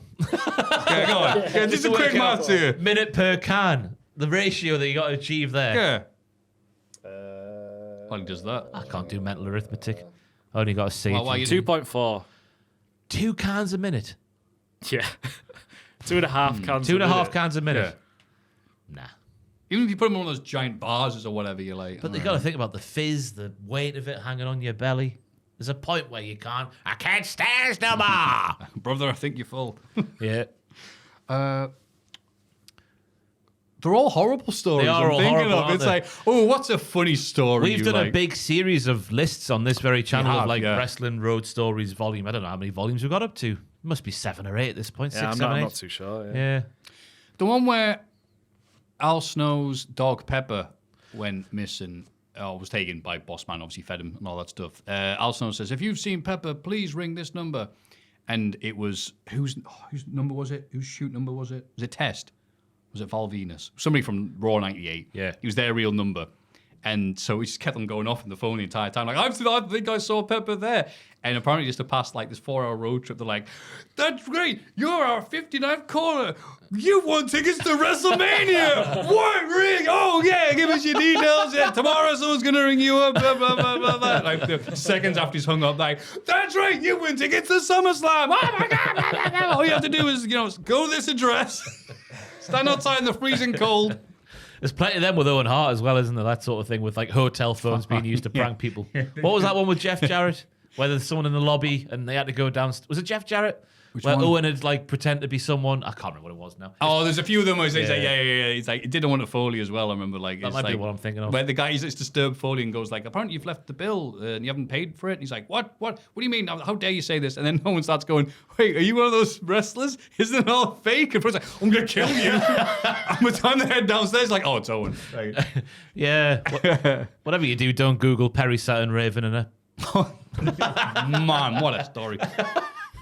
Do you know that one, Joel? I don't think so. Oh, well. Do I want to know? Let us know, Matthew. Yeah, hey, look at that thing over there. What's the one Kevin Nash said when they were in England one time and they'd just gotten some illegal substances from some person and they went to this alleyway to get it ready. Like Kevin This is when the Nash has police gone home. confront them. Yeah, and the police are like, hello, what's going on here? He goes, we're tying our shoelaces. He goes, in an alley? He goes, it's not illegal, is it?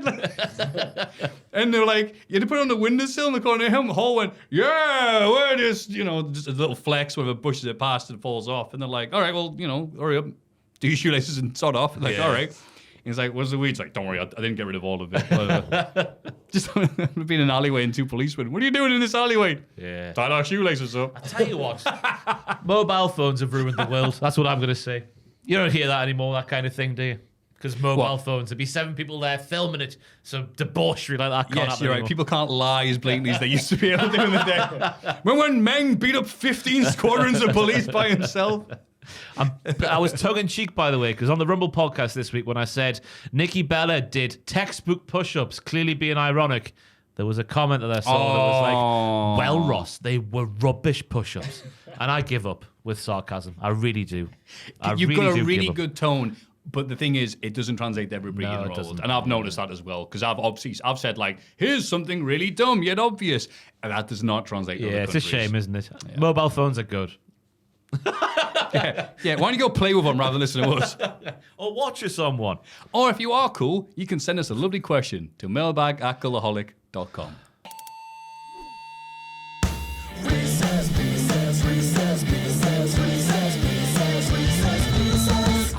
Wrist piss. Ooh. We've got Joel here to help us. Hello. Hello. He's on his phone like a good fan. Now we've got 2 names in the book for the WrestleMania title matches. I've had a look back at historic Rumbles and seen how things would have panned out if the runner-up took the winner's place. Or the winner chose the other champion. So I want you lot to pick which alternate championship matches you'd rather see. Okay. 2024, Bayley faces Rhea Ripley in face of Bianca Belair. Or Liv wins the Rumble to challenge Io Sky. Oh, much prefer the first one. Yeah, first one. Yeah, first one. 100%. Yeah. That's that point. So, 2021, Edge wins to challenge Bobby Lashley. Or Orton wins, taking Edge's place against Roman and Bryan. I think they both stink. Yeah, neither are as good. Second for me is a lot more appealing than the first. Although maybe I'm thinking about Cope and not Edge, because Edge was different to Cope. Yeah. Yeah. I mean, I guess Edge... Drew didn't have much of a feud going on to Bobby because they had to shove a lot in like 3 weeks. So I guess you could do that one, not ruin things, but I think it just works so well with what we got. Yeah. You know? Yeah. But you got to pick one, Matthew. It's very spacious. Edge versus Bobby. I'd cope with that. Joel, you got the cast and vote. I'd say the second one. Gone 2-1. I hate Take you, that Joel. one. I hate you in your 500 films you've seen this week. 2019, Seth chooses... come on, Matthew. Come on. Near the end. It's all right. Seth chooses to take on Bryan, or Strowman wins to challenge Brock. Well, we got... Oh, no, it was Goldberg. Beg my pardon. Did we ever see Brock versus Braun? Yeah, No Mercy. Oh, yeah, punched you in the head, didn't they? Well, sorry. Oh, no, they had the crap one at 2017 where... Was that the triple threat? They had a triple threat with No, Kane. it's 2017 No Mercy, then 2018 Royal Rumble. Yeah. And then they were going to have that thing at Crown Jewel. That didn't quite happen because of Roman's having to go at wrestling, basically. And then, yeah. The first one. So you prefer to have Seth versus Bryan? Yeah. Battle of the Ages. Great match, that'll be. Ring of Honor. I'd honestly have Strowman challenging Brock and getting a win or something, but... Shoot fight. Because if it came after 2018, obviously, the shoot fight aspect might be there. Calm down, Braun, he would say. I'm a rootin' tootin' cowboy. Such a good moment. Like, will you calm down? And just because Braun's like, oh, sell. Oh, no, he really hit me. It's fantastic. It is like a cartoon because Braun sort of goes... yeah, he does. It's like, oh, people actually do that in fights? Oh. little Braun's going on his head. 2018, Asuka takes on Alexa Bliss, or Nikki Bella challenges Charlotte. The first one, because I remember that storyline was, hey, Nia Jax, you're fat. Yeah. The initial Oh, storyline. I'm with that you is. now. So I remember. Oh, so God, replacing yeah. that storyline with Alexa With Bliss, anything. yeah, would be very much better. Because when Nia Jax, if you're just watching wrestling, believe it or not, Nia Jax was a babyface for a while because she was fat in story. Well, in storyline. And then she'd be called fat, and then she'd go, oh. Yeah. Yeah, but then she won at WrestleMania, so it's fine. Yeah, but then she lost the title like a month later, didn't she? Yes. Or very soon after. Did she? Yeah. Yeah, it was So just like- bullies prosper was the moral of the Yeah, story. basically, yeah. Yeah. 2018, Nakamura versus Brock, or Reigns versus AJ. Oh. Reigns, AJ. Nakamura Brock. This is when we had Testicle Gate, didn't we? This is Testicle And it didn't really Nakamura. go anywhere, did it? So Nakamura versus Brock for the New Japan rematch would have been interesting. I've always wanted to see that in WWE. Yeah. It's like apparently Nakamura cried after I had this match with Brock in Japan, I got told a while ago, because Brock was just like, whatever. I don't care if I'm having a good match. Shut up. I'm not from here. This is like, oh, it's supposed to be my big match. Oh, God. Dave Meltzer's now reporting that Nakamura went for a sad surfboard afterwards. They had to take his sad brain out and replace it with a happy brain. 2013, Cena wins LOL to challenge Del Rio. What, 2013? Wait, is that right? Who won the 2013 Rumble? The one after Cena. Sheamus. Cena. Yeah. Oh, Del Rio was champion. It was supposed to be Jack Swagger. That's what I remember now. Or once in a lifetime, Ryback takes on The Rock. Yeah! Oh my God, can you imagine? In 2013. Yes. Wow, we were. Yeah, it's got to be that. Yeah. Well, I may not beat you, CM Punk, but I beat The Rock at WrestleMania. Oh. He was defending CM Punk this week, did you see? Yeah. Ryback's, it's how bad like a lot of people are, because now like, literally everyone talks online and just says whatever that's on their thought. So they couldn't have, like, again, 6-year-olds talking. So Ryback's like, it's called selling, you dumb F. Good to see people are burying you the same way they buried me. I'm like, Ryback should not be this right. He is at 100% right. It's a full circle. He should have won at Hell in a Cell. That is the most full circle moment in life that we might see as wrestling fans. It's nice, isn't it? It's like, that's like HBK and Brett hugging out that one episode of Raw. But not forced. Oh yeah, wasn't it? 2007, The Undertaker chooses Cena, or HBK takes on Batista. Ooh, that's a tough one because they were both very good. I'll go the second because I liked the Batista Undertaker match more, I think. Just because it was two beefy boys battering each other. It was completely unexpectedly, if you weren't watching wrestling at the time, the match of the year Yeah. between two dudes who were not having good matches at that point. I don't know where that came from. So keep that one how it was and change the Michaels. Yeah. Yeah, I'm with you. HBK Batista, they had a good match in 08 when Batista's like, you retired Ric Flair, my mentor. I'm going to cave your skull. Joel? I'd want to see Taker Cena. Just see what it'd be like. We To be never honest- had like a proper full match between them, did we? Yeah, we had the little feud in 03 when Cena was obviously nowhere near what he was. And then that one match at Mania. Yeah, there was like 2 minutes. And was Oh, it the it's tag that. one? No, it was, you teamed up with Reigns to take on... That wasn't Cena involved. I'm talking complete pace. Yeah, you know no. what I mean? Yeah, just the two. Yeah. Yeah, because that WrestleMania was like, they've never had a singles match together. Yeah. Apart from obviously back in the day. That was probably the time to do it, yeah. Yeah. Wow. And that's all we have. As always, thanks for all the content and for the past decade plus. What? And to the next one, former Newcastle United and Dunfermline athletic midfielder Stephen Glass, a.k.a. David from Fife.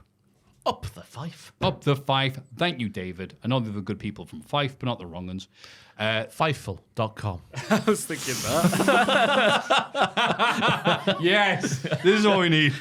Scott Ross Sapp. For your local news. Air from Air Scotland. Yes, Air Gold. I saw Scott Ross Sapp drinking Bucky on Twitter. No.